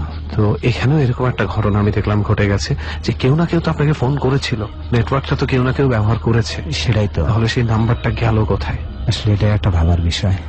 আমরা আসলে অনেক কিছুই বুঝি না, অনেক কিছুই বোঝার চেষ্টা করি, কিন্তু শেষ পর্যন্ত যেতে পারি না। যাই হোক, সত্যেন ভাই, পরপর দুটো অদ্ভুত ঘটনা আপনার কাছ থেকে শুনলাম, আরো মনে হয় একটা ঘটনা বাকি আছে। আর একটা ঘটনা আমি বলবো, প্লিজ। সেটা আমরা বর্তমানে যে বাসাটা ব্যবহার করছি, তার আগে একটা বাসা নিয়েছিলাম। আচ্ছা। সেই বাসায় তো একদিন সবাই চলে গেছে দাওয়াত খেতে, মানে নিমন্ত্রণ খেতে। ওকে। আমি বাসায় একা আছি। তো এই অল্প কিছুদিন আগে তখন সনি আটে, টিভি চ্যানেলে সনি আটে ভৌতিক গল্প তো এখনো প্রচার হয়, তখন একটু বেশি বেশি প্রচার হতো। তো রাত্রি 12:30 থেকে একটা গল্প দিত, মানে বাঙালি অভিনেত্রীরা অভিনয় করতো। তো আমি বসে বসে সেই নাটকটা দেখছি। ওটা নাটকই বলবো, ভৌতিক নাটক। আমার বাসার সবগুলো লাইট অফ, ড্রয়িং রুমের লাইটটা আছে, আর আমি বেডরুমে বসে টিভিটা দেখছি। আমার টিভিটা বেডরুমে ছিল আর ড্রয়িং রুমের লাইটটা অন ছিল। তো হঠাৎ মনে হলো কোনো একজন ব্যক্তি, আমরা তো 3 তলায় থাকি, 3 তলার জানালাটা মনে হয় বাইরে থেকে কি একজন টান দিয়ে খুলে দিল। 1 মিনিট, আপনারা কয় তলায় থাকেন? আমরা 3 তলায় থাকি। 3 তলায় থাকেন? 3 তলায় থাকি। আপনার পিছন দিয়ে যে কেউ উঠবে এ ওঠার কোনো সিস্টেম নাই। কিন্তু আমার মানে জানালাটা তো গ্লাসের জানালা, হঠাৎ মনে হলো গ্লাসটা কেউ টান দিয়ে খুলে দিল, জানালাটা খুলে দিল। তো মানে জানালাটাও কিন্তু লক করা ছিল। লকটা যখন মানে নামায় দিল তখন কট করে একটা আওয়াজ হলো। ও সেটা আপনি পেয়েছেন? হ্যাঁ, আমি সেই আওয়াজটাও পেলাম। আমি একটু লিসনারদেরকে একটু বলে নিই, শ্রোতা বন্ধুরা, আপনারা নিশ্চয়ই জানেন যে থাই অ্যালুমিনিয়াম দিয়ে তৈরি যে গ্লাসগুলো থাকে, মাঝখানে গ্লাস থাকে, সেটা স্লাইড করে একদিক থেকে আরেক দিক থেকে সরিয়ে দিতে হয়। সেটার যে লকিং সিস্টেমটা সেটা হচ্ছে ওপর দিকে যদি আমি টান দিই তাহলে লক হয়ে যাবে, নিচে ক্যাট করে নামিয়ে দিলে সেটা লক খুলে যাবে। তো সত্যেন ভাই যেটা বলার চেষ্টা করছে যে সে হঠাৎ করে শুধু যে জানালার স্লাইডিং ডোরটা খুলে যাওয়ারই শব্দ পেয়েছেন তা না, তার আগে টাক করে লক খোলারও শব্দ উনি পেয়েছেন। হ্যাঁ, তারপর তো যখন আমি জানালাটা খোলা দেখলাম তখন মানে ভিতরে কেমন একটু ভয় অনুভব করলাম। কি ব্যাপার, জানালাটা খুললো কে? আচ্ছা সরি সত্যম ভাই, এটা কয়টার দিকে রাতে? এটা 12:30 থেকে নাটকটা দেখছিলাম, 1টার পরে অবশ্যই। মানে আমি এদিক ওদিক তাকালাম, আমি তো জানি যে বাসায় আমি একা, কেউ নেই, তাহলে জানালাটা খুলবে কে? তারপরে খেয়াল করলাম যে সেই ড্রয়িং রুমে কেউ একজন এসে লাইটটা অফ করে দিল। মানে কি, ড্রয়িং রুমের যে লাইটটা ছিল সে লাইটটা কেউ অফ করে দিল। তখন তো আমি ভয় পেয়ে গেলাম। আচ্ছা, বারবার জিজ্ঞেস করলাম কে কে, ভিতরে কে? আমি জানি কি কারো ঢোকার তখন কথা না, কেননা আমি তো ভিতর থেকে ড্রয়িং রুম মেন দরজাটা আমি ভিতর থেকে লাগিয়ে দিয়েছি। আচ্ছা, তারপরে জিজ্ঞেস করলাম কে কে, কারো কোনো শব্দ নাই। তো কারো পায়ের আওয়াজ পাওয়া যায়, হাঁটার আওয়াজ পাওয়া যায়, আমি পাচ্ছি কন্টিনিউয়াসলি তখনও। হ্যাঁ, তখন মানে লাইটটা অফ করার পরে আমি হাঁটার আওয়াজটা আরো বেশি শুনলাম। তারপরে আমি কি করলাম, টিভির ভলিউমটা একটু কমায় দিলাম। আচ্ছা, যখন টিভির ভলিউমটা একদম কমায় দিছি তখন সেই হাঁটার আওয়াজটা আর একটু মানে স্পষ্ট শুনলাম। তো পরে আমি সুইচটা, আমি যে রুমে বসে টিভি দেখছি, বেডরুমে বসে টিভি দেখছি, সুইচটা অন করলাম, মানে লাইটটা জ্বালালাম। জ্বালানোর পরে দেখি কিচেন রুমের পানি ছাড়া। ওকে, তো যখন কিচেন রুমের পানি ছাড়া দেখলাম তখন চিন্তা করলাম অবশ্যই কেউ এসেছে, হয়তো আমাকে ভয় দেখানোর জন্য। আমি বুঝলাম না সত্যেন ভাই, এই অবস্থায় আপনি যেভাবে বলছেন তাতে আমি বুঝতে পারছি যে অন্য যে কারো থেকে আপনি অনেক কম ভয় পেয়েছেন। হ্যাঁ, আসলে কিন্তু 100% জানেন যে একটা বাসায় আপনি টোটালি একা, 3 তলায়, আপনি জানেন সেখানে মেইন দরজা ছাড়া ঢোকার কোনো উপায় নেই। আপনি নিজে জানলা খোলা শব্দ পাচ্ছেন, লক খোলা শব্দ পাচ্ছেন, লাইট নিভে যেতে দেখছেন এবং পরবর্তীতে পায়ের শব্দও পাচ্ছেন। তবুও আপনি মেইন দরজা দিয়ে বের হয়ে ছুটে চলে না গিয়ে ওই বাড়ির ভেতরেই আছেন। ওই বাড়ির ভেতরে আছি, কেননা তখন তো আমার বাসার গেটও তালা মারা, আমি তো নিরুপায় ছিলাম। আমি ভিতরে এত ভয় পেয়েছিলাম, মানে আপনি চাইলেও বের হওয়ার উপায়, আমি চাইলেও বের হওয়ার উপায় ছিল না। তো যার ফলে আমি যখন বেডরুমের লাইটটা অন করলাম এবং সঙ্গে সঙ্গে আওয়াজ পেলাম যে আমার রান্নাঘরে কেউ পানি ছেড়ছে। যখন পানি ছাড়ার আওয়াজ পেলাম তখন আমি একদম কাছেই, তো আমি শুধু এইখান থেকে চোখ বন্ধ করে আমি রান্নাঘরের সুইচটা দিয়ে দিলাম। আচ্ছা, মানে আমি রান্নাঘরের দরজায় গিয়ে সুইচটা দিলাম। আচ্ছা, লাইট অন করলাম। মোটামুটি 2টা লাইট যখন জ্বলতেছিল তখন আমাদের বেডরুম 3টা, আমি 3 বেডরুমেরই লাইট অন করে দিলাম একে একে। তারপরে মানে ড্রয়িং রুমে তো মানে বেডরুম থেকে ড্রয়িং রুমে তো আলো আসে, সেই আলোতে গিয়ে আমি ড্রয়িং রুমের লাইট অন করে দিলাম। আচ্ছা, অন করে দেওয়ার পরে আমি আর মানে ঘুমোতেও পারছি না, ভিতরে থাকবো আমি তাও পারছি না। মানে ভিতরে আমি এমন হয়ে গেছি যে ভয়ে মনে হচ্ছে আমার বুকের সবকিছু এক জায়গায় হয়ে আসছে, এরকম একটা অবস্থা। কিন্তু আপনার ভেতরটা সংকুচিত হয়ে আসছে, একদম সংকুচিত হয়ে গেছে, কিন্তু আমি চিৎকার দিচ্ছি না, চিৎকার দিতে পারছি না, হয়তো সেই শক্তিটাও আমার নাই।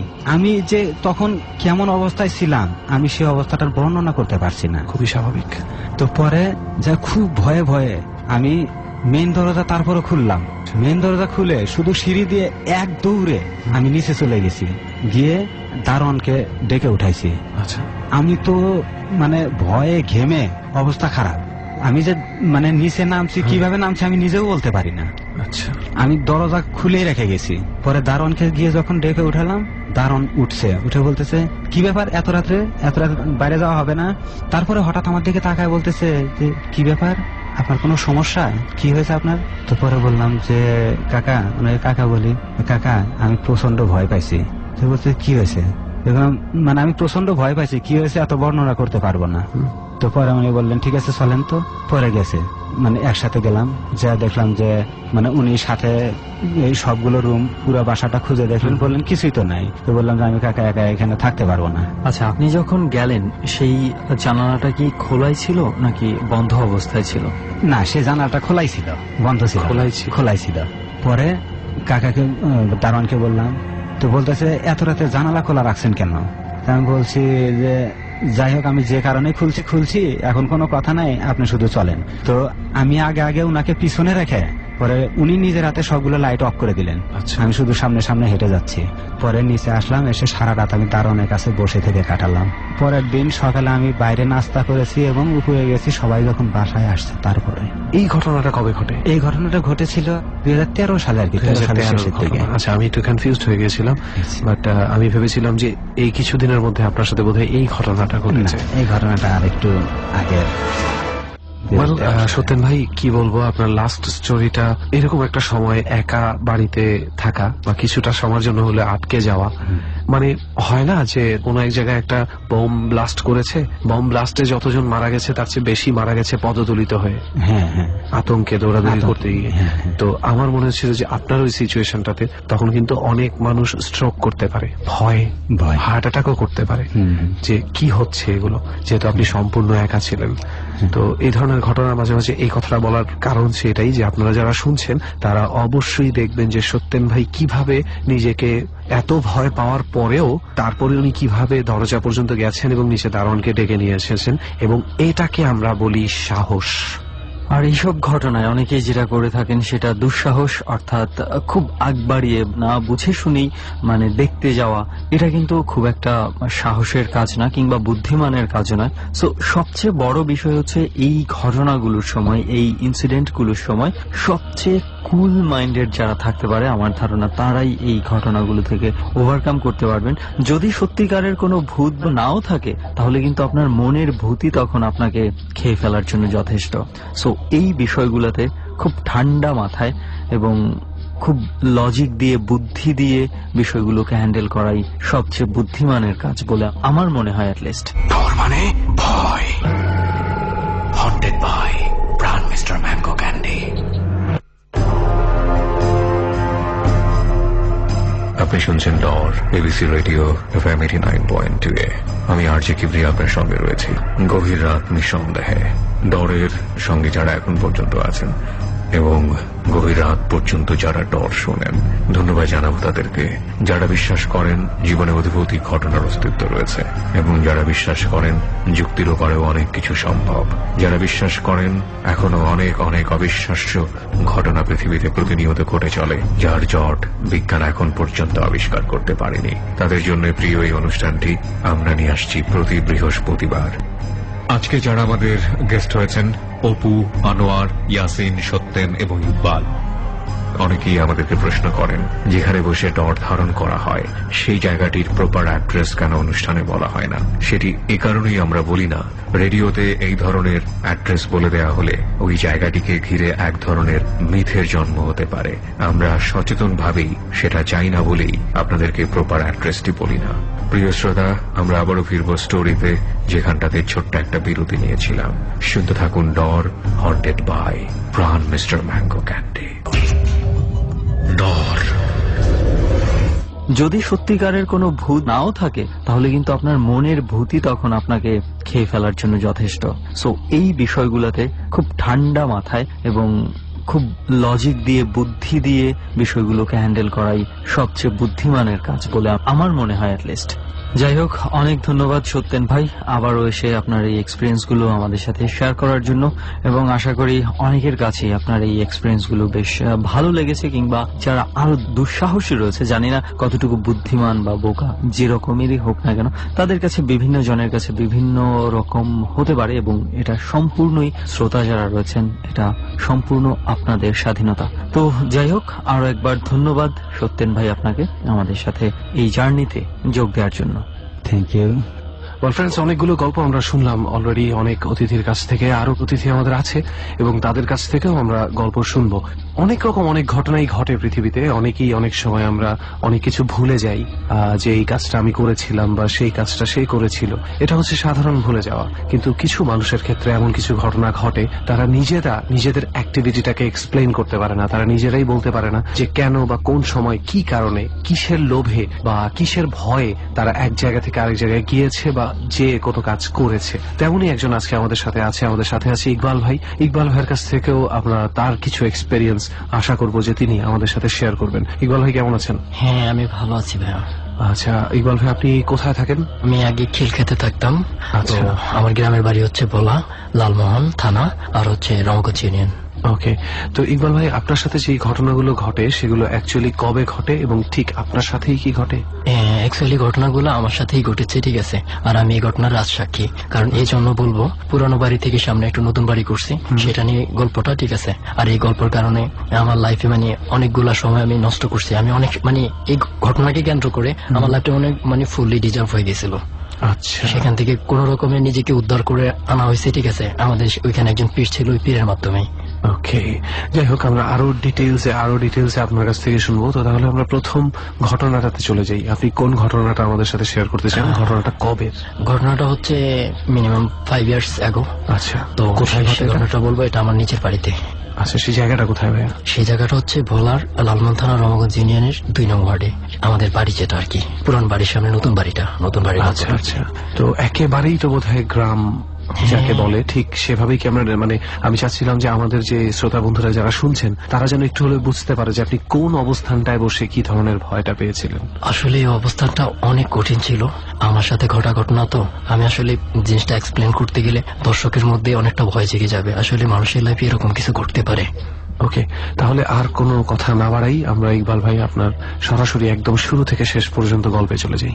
আচ্ছা, আমার গল্পটা বলতে গিয়ে আমার নিজের মানে গায়ের পশমগুলো দাঁড়িয়ে যাচ্ছে মনে হয়। ঘটনাটা হচ্ছে এরকম, আমাদের একটা পুরোনো বাড়ি আছে, এই বাড়ির সামনে আমার দাদু একটা নতুন বাড়ি করে। আচ্ছা, এই বাড়িটার পরিচর্যা করার জন্য কয়েকজন লোক রাখে, ঠিক আছে। একটাই ঘর ছিল, ছোট্ট একটা ঘর, তখনও ভালো করে কোনো ঘর তৈরি করা হয়নি। তখন ওইখানে যাদেরকে থাকতে দেওয়া হয়েছিল তারা থাকতো। তো থাকাকালীন অবস্থায় এমন কিছু মানে অলৌকিক ঘটনা ঘটতেছিল, যেগুলো দেখে আসলে যাদেরকে রাখা হয়েছিল তারা অনেক ভয় পাইতেছিল। যেমন একদিন রাতে ওনার মানে ঘর থেকে সামনে দাঁড়া গল্প করতেছে, তখন দেখতেছে জোনাকির মতো। জোনাকি তো সাইজ একটু ছোট হয়, কিন্তু ওই জিনিসটা ছিল অনেক মানে একটু বড় টাইপের, তারার মতো। আকাশে তারার দিকে তাকালে যেরকম এরকম মনে হয়। তারাটার দিকে তাকানোর পরে হুট করে মানে আগুন ধরে যায়। আগুন জ্বলন্ত তারাগুলোর মধ্যে থেকে মানে ছোট্ট একটা তারকা এত বড় আগুন হয়ে গেছে। ওনারা তো ভয়ে একদম হিপ খেয়ে গেছে। আচ্ছা ভাইয়া, ওনারা ঠিক কোথায় এটা দেখতে পান? আমাদের যে ঘরটা করা হয়েছিল নতুন, ওই ঘরের একটু সামনে বড় একটা পুকুর। পুকুর পাড়ের একটা কর্নারে একটা তাল গাছ আছে বড়, ঠিক আছে। তাল গাছের ওইখান থেকে শুরু করে সবসময় তাল গাছ থেকে শুরু করে এই পাশে একটা তেঁতুল গাছ আছে। তেঁতুল গাছ বরাবর এই কোনাকুনি, ঠিক আছে, এই দুইটা জিনিস সবসময় মুখ করতো। আচ্ছা, এটা প্রায়ই হতো এটা। আচ্ছা, তারপর কি হলো? তারপরে এমন অবস্থায় মানে ঘটতেছে ঘটনাগুলা, ওনারা দেখতেছে, ভয় পাইতেছে। পরে আমার দাদাকে বললো, ভাই আমাদের এখানে তো আপনারা থাকতে দিচ্ছেন, প্রতিদিন এরকম মানে ভয়ঙ্কর ঘটনাগুলা ঘটতেছে, আমরা এরকম হলে কিভাবে থাকবো? পরে দাদাকে গিয়ে বলার পরে দাদা বন্ধ করে দিছে বাড়িটা। বন্ধ করে দেওয়ার পরেও কোনো কার্যকর হয় নাই। পরে একই সেম টাইম পরের দিনে একই রকম ঘটনা। পরে ওইখানে বলতো যে বাড়ি পাহারা দেয়, ঠিক আছে, সাদা অদ্ভুত লম্বা। তো আমাদের ঘরের সামনে যে কাঁঠাল গাছ আছে, এখানে নাকি প্রায় সময় দাঁড়ায় থাকতো। তো ওনাদের মানে একটু আগে যে মানুষটার ডেসক্রিপশন আপনি দিলেন, হ্যাঁ, লম্বা সাদা জামা পরা, হ্যাঁ, যে তার কথা বললাম, ওই একটাই লোক নাকি যে উনি বাড়ি পাহারা দিত, এক এক সময় এক এক রূপে থাকতো বাড়ির মধ্যে। আচ্ছা আচ্ছা। তো এমন অবস্থায় ঘটনা চলতেছে, মানে ক্রমবর্ধমান, এটা এখনো আজ পর্যন্ত চলতেছে। আরো কিছু ঘটনা যদি আপনার কাছ থেকে শুনতে পারতাম আমরা, কি ধরনের ঘটনাগুলো ঘটছে? ঘটনাগুলো ঘটছে এরকম যে ওই বাড়িতে বন করার পরে কিছুদিন শান্তিতে ছিল, বাট একদম যে আমার দাদা ওটা ইয়ে করে দেওয়ার পরে, বন করে দেওয়ার পরে অকার্যকর ছিল তা না।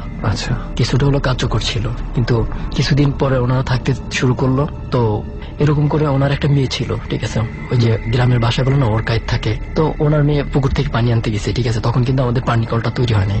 পানি আনতে যা ও এটা দেখে একদম সাদা অদ্ভুতে, ভুতুরে লম্বা সাদা জামা, ঠিক আছে।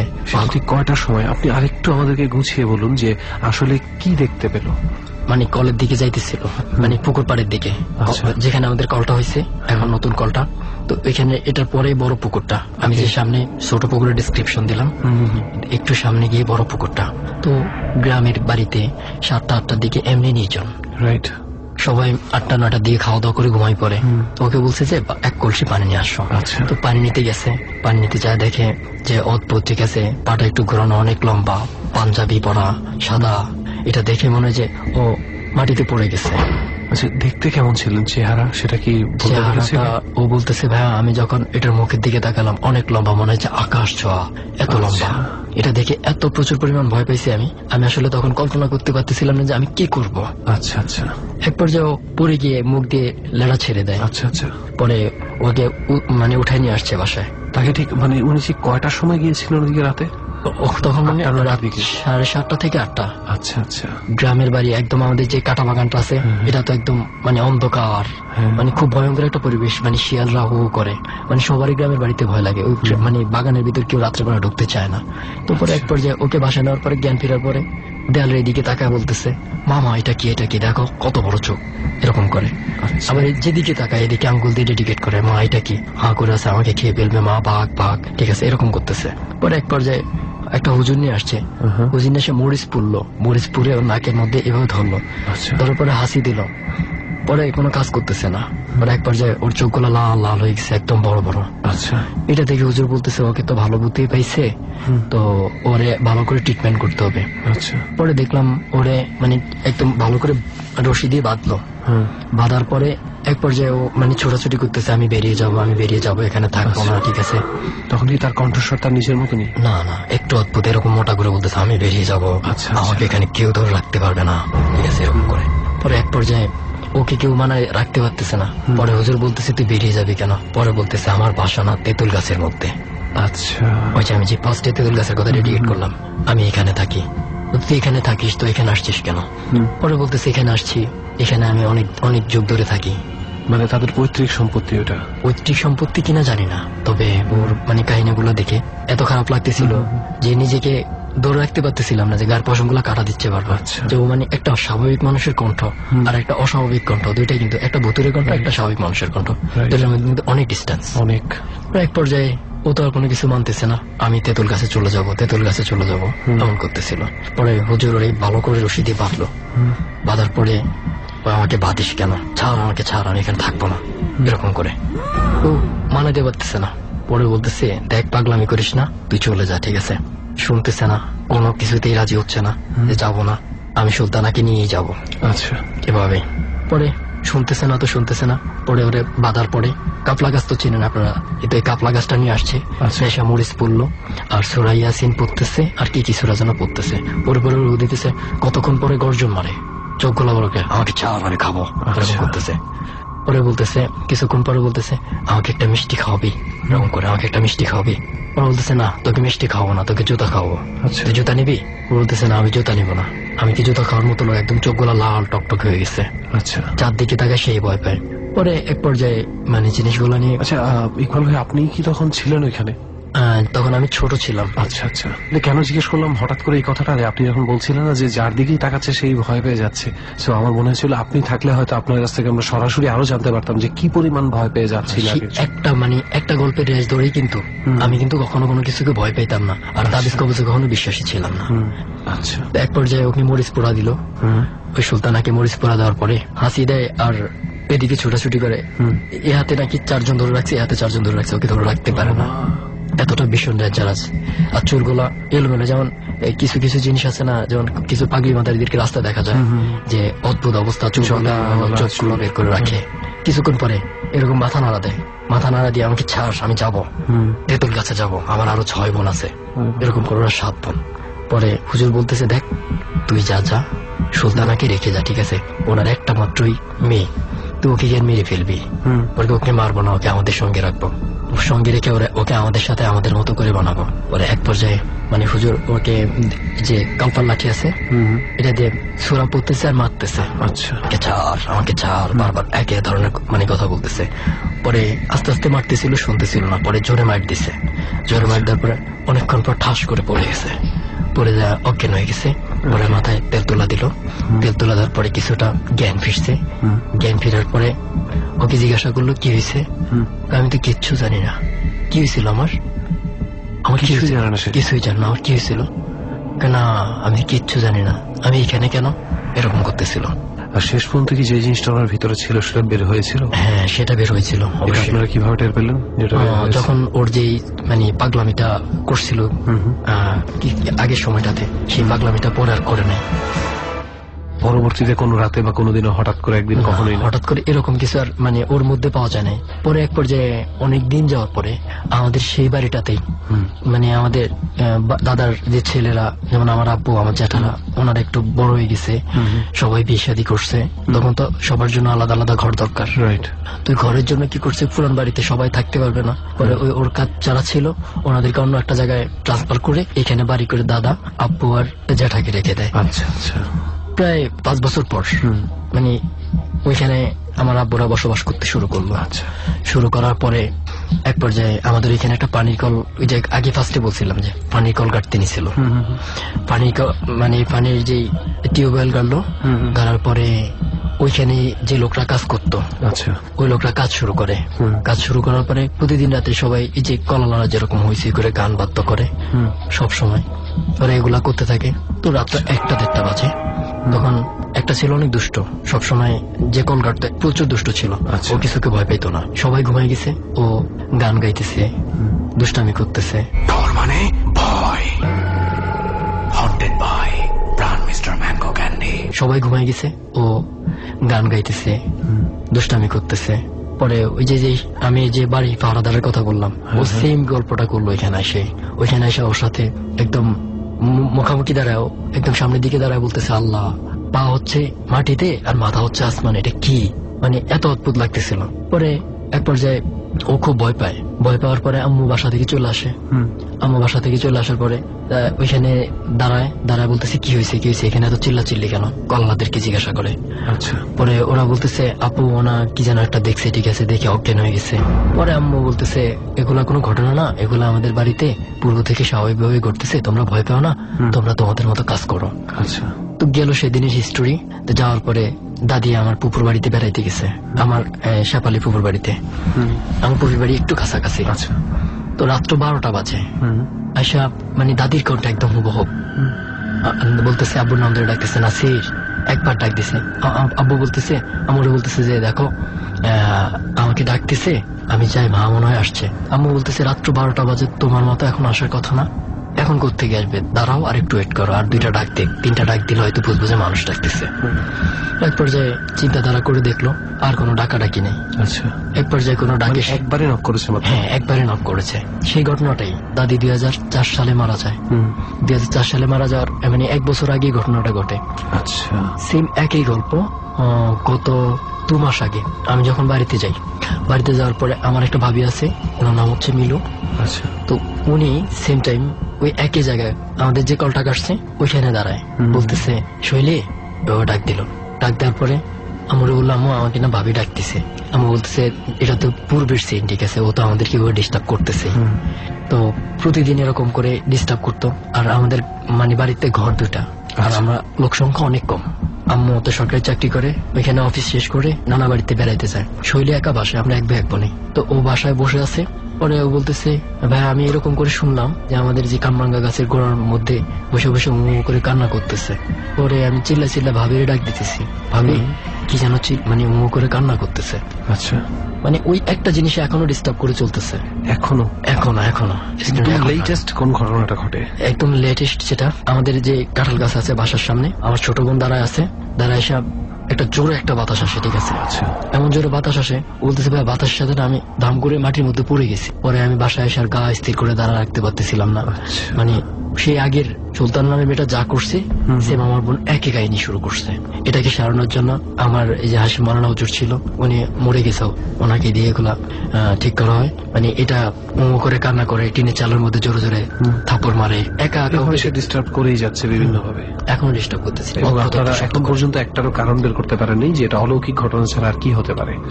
কারণ বের করার জন্য অবশ্যই আমাদের ওইখানে একটা হিন্দু ভালো জ্যোতিষী আছে। আচ্ছা, ওনার কাছে আম্মু একবার গেছিল, পরে বলতেছে মানে এই জিনিসটা নাকি শত্রুরা করতেছে, ইচ্ছা করে কেউ একজন হ্যাঁ শত্রু আর কি, হ্যাঁ জিনের মাধ্যমে, মানে ভয় দেখানোর জন্য, পারিবারিক ভাবে তুচ্ছতাচ্ছিল্য করার জন্য, নষ্ট করার জন্য, মান সম্মান নষ্ট করার জন্য এগুলা করে।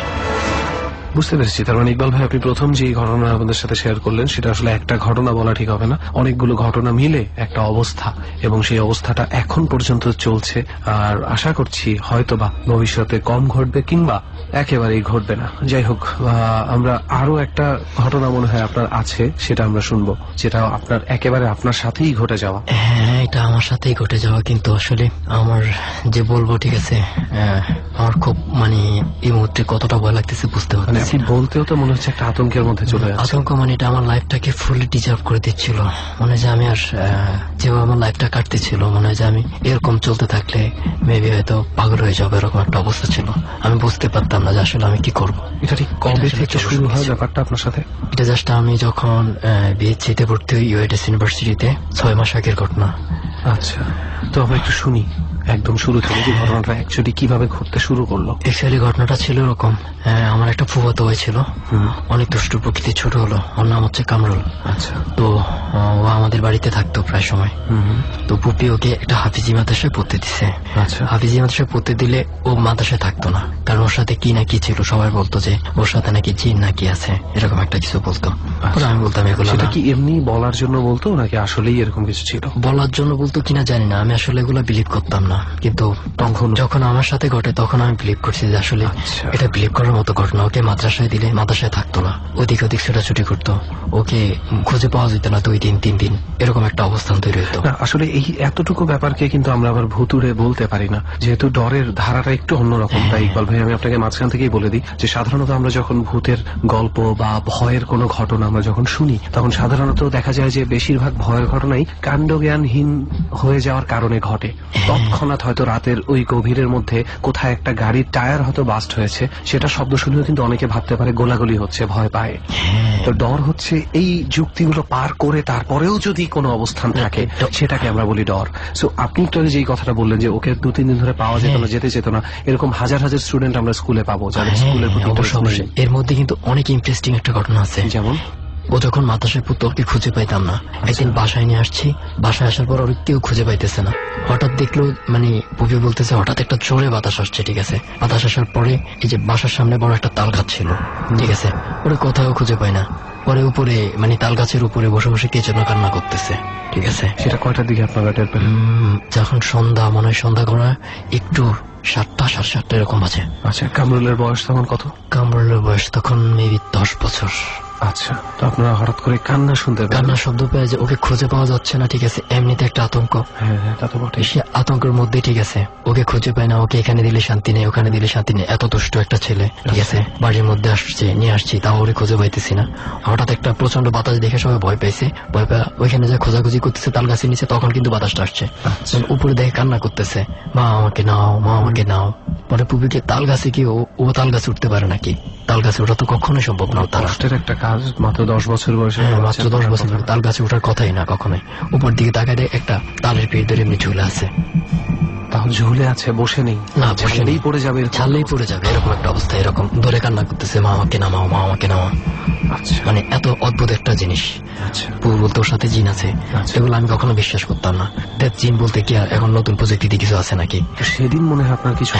সেদিন আমি বিশ্বাস করছি যে আসলে ওর সাথে কিছু না কিছু আছে। তাহলে এত উপরে একটা বাচ্চা ছেলে কিভাবে? হ্যাঁ, পরে ওকে আমার একটা জ্যাঠাতো ভাই আছে কামাল, সব ভয়টাই বাদ দিয়ে ও বললো তুই শক্ত করে এটা ধরে রাখ, আমি তোকে নামাচ্ছি। ওকে তাল গাছ থেকে কামাল ভাইয়া একটা চঙ্গা দিয়ে হালকা ধরে আস্তে আস্তে মানে খুব কেয়ারলি নামাইছে। নামানোর পরে ও অজ্ঞান হয়ে গেছে। অজ্ঞান হয়ে যাওয়ার পরে ওরা ট্রিটমেন্ট করে ভালো করা হয়েছে। ভালো করার পরে এক পর্যায়ে আমি তো এগুলাকে ভয় পেতাম না। আমি বলতাম পপি দেখ এগুলো কিছুই না, এরকম প্রায় সময় তুচ্ছতাচ্ছিল্য করে কথা বলতাম। আচ্ছা, তো এক পর্যায়ে ঠিক আছে, ও তো আমাদের বাড়িতেই থাকতো। আমি জানতাম না যে আসলে ও ওই জিনটা আসলে আমার প্রতি যে অনেকটা রাগ হয়ে ঠিক আছে, বিশ্বাস করেন না? বিশ্বাস করি না, আমাকে ক্ষতি করবে। আচ্ছা, একটু প্রশ্ন করি আগে, আপনারা কি ওই কামরুল ছেলেটাকে জিজ্ঞেস করেছিলেন যে সে কিভাবে এত উপরে উঠলো? ওকে জিজ্ঞাসা করছি, বলতেছে ভাইয়া আমি যখন দরজার সামনে একা একা দাঁড়ায় দুষ্টামি করতেছিলাম, আমি বুঝতে পারি না, হঠাৎ এসে দেখলাম যে পিছে থেকে আমি কিছু না খাপ করে ধরছে। ধরার পরে আর বলতে পারি না ঠিক আছে। কিছুক্ষণ পরে আমি দেখি যে আমাকে বলে যে চোখ বন্ধ কর, চোখ বন্ধ কর, নাহলে কিন্তু অনেক ভয় পাবি। ঠিক আছে, চোখ বন্ধ করছে, ওইটা দেখেছে তাল গাছে। মাঝখানের কোনো স্মৃতি তার কোনো স্মৃতি মনে নেই। এমনিতে মানুষ অনেক মানে ভীত অবস্থা থাকে, যেমন একা একা হাঁটতে গেলে মনে হয় যে কি যেন শব্দ হইতেছে, কি যেন শব্দ হইতেছে, আর তার মধ্যে এমন একটা ঘটনা ঘটছে। আচ্ছা, তারপরে আমরা এবার মূল ঘটনায় যাই। মূল ঘটনা হচ্ছে আমি এগুলা কখনো বিশ্বাস করতাম না। প্রতিদিন ও আমার সাথেই থাকতো। আমি ছোট বয়সে অনেক ভালোবাসতাম ফুফাতো ভাই, সাথে ঘুমাইতাম, সাথে চলতাম, একসাথে নিয়ে যাইতাম যেখানে যাইতাম। তো একদিন রাতে ঘুমাইতেছিলাম, তো ঘুমাচ্ছি, আমার এমন কোনো ইয়ে নাই যে আসলে আমার ভূত বা বোবা এমন কিছু আক্রমণ করতে পারবে। হঠাৎ রাত্রে ঘুমাইছি, স্বপ্ন দেখতেছি না বাস্তবে ঘটতেছে এমনটা উপলব্ধি করতে পারতেছিলাম না। হঠাৎ দেখতেছি মানে অনেক লম্বা কি যেন একটা মানে বুকের উপর চেপে বসে আছে, কাটালা কার মধ্যে। পরে আমাকে আকৃতিটা কি মানুষের মতো? আকৃতিটা আসলে মানুষের মতো কিনা জানি না, তবে আমি তখন ভয়ে ওর চেহারা দিকে তাকাইতে পারতেছিলাম না। মানে আপনি কোনো মুখমন্ডল দেখতেছি, খেয়ালই করতে পারেননি? এই যে আমাকে ধরছে ঘাড়ের মধ্যে, পশম গুলো মানে ঘাড়ের মধ্যে গাঁটতেছে, আর আমি উঠার চেষ্টা করতেছিলাম আর কামরুলকে ডাকতেছিলাম, কামরুল কামরুল ভাইয়াকে বাঁচা। তখন আপনি বুঝে গেছেন যে আপনি আর স্বপ্নের মধ্যে নেই? আমি স্বপ্নের মধ্যে নেই। আচ্ছা, বারবার ট্রাই করে চিল্লাইতেছিলাম যে আব্বু আমাকে বাঁচাও। ঠিক আছে, জোরে জোরে খুব জোরে জোরে চিল্লাইতেছি, কেউ শুনতেছে না, মানে আমার কেউ না। পাশেই তো কামরুল ছেলেটা শুয়ে আছে। হ্যাঁ, কামরুল পর্যন্ত শুনতে পাচ্ছে না?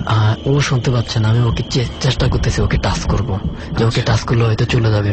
অনেক মানুষে বলে না যে আসলে টাচ করতে পারলে হয়তো জিন বা ভূত বা বোবা ওরা চলে যায়। ওকে যে টাচ করতে মানে আমার হাতটা 1 ইঞ্চি নাড়াবো করতে পারছেন না আপনি? হ্যাঁ, এরকম শক্তি পাচ্ছিলাম না। তো এক পর্যায়ে খুব চেষ্টা করার পরে আমাকে বলতেছে তোকে আজকে মেরেই ফেলবো, এরকম করে মানে ভয় দেখাচ্ছিল। আচ্ছা, পরে আমি মনে মনে মানে নিজেকে বাঁচানোর জন্য তো মানুষ যখন দেয়ালে পিঠ থেকে যায় তখন আর পিছনে যাওয়ার কোনো সুযোগ থাকে না। তো এক পর্যায়ে আমি বলতেছি যখন তুই আমাকে মেরে ফেলবি তা আমি একা মরবো কেন, তোকে নিয়ে মরবো। তো আমি মানে খুব মেজাজের সহিত খুব শক্তি দিয়ে মানে এত এনার্জি প্রয়োগ করছি, মানে ঝাঁপ দিয়ে উঠে গেছি।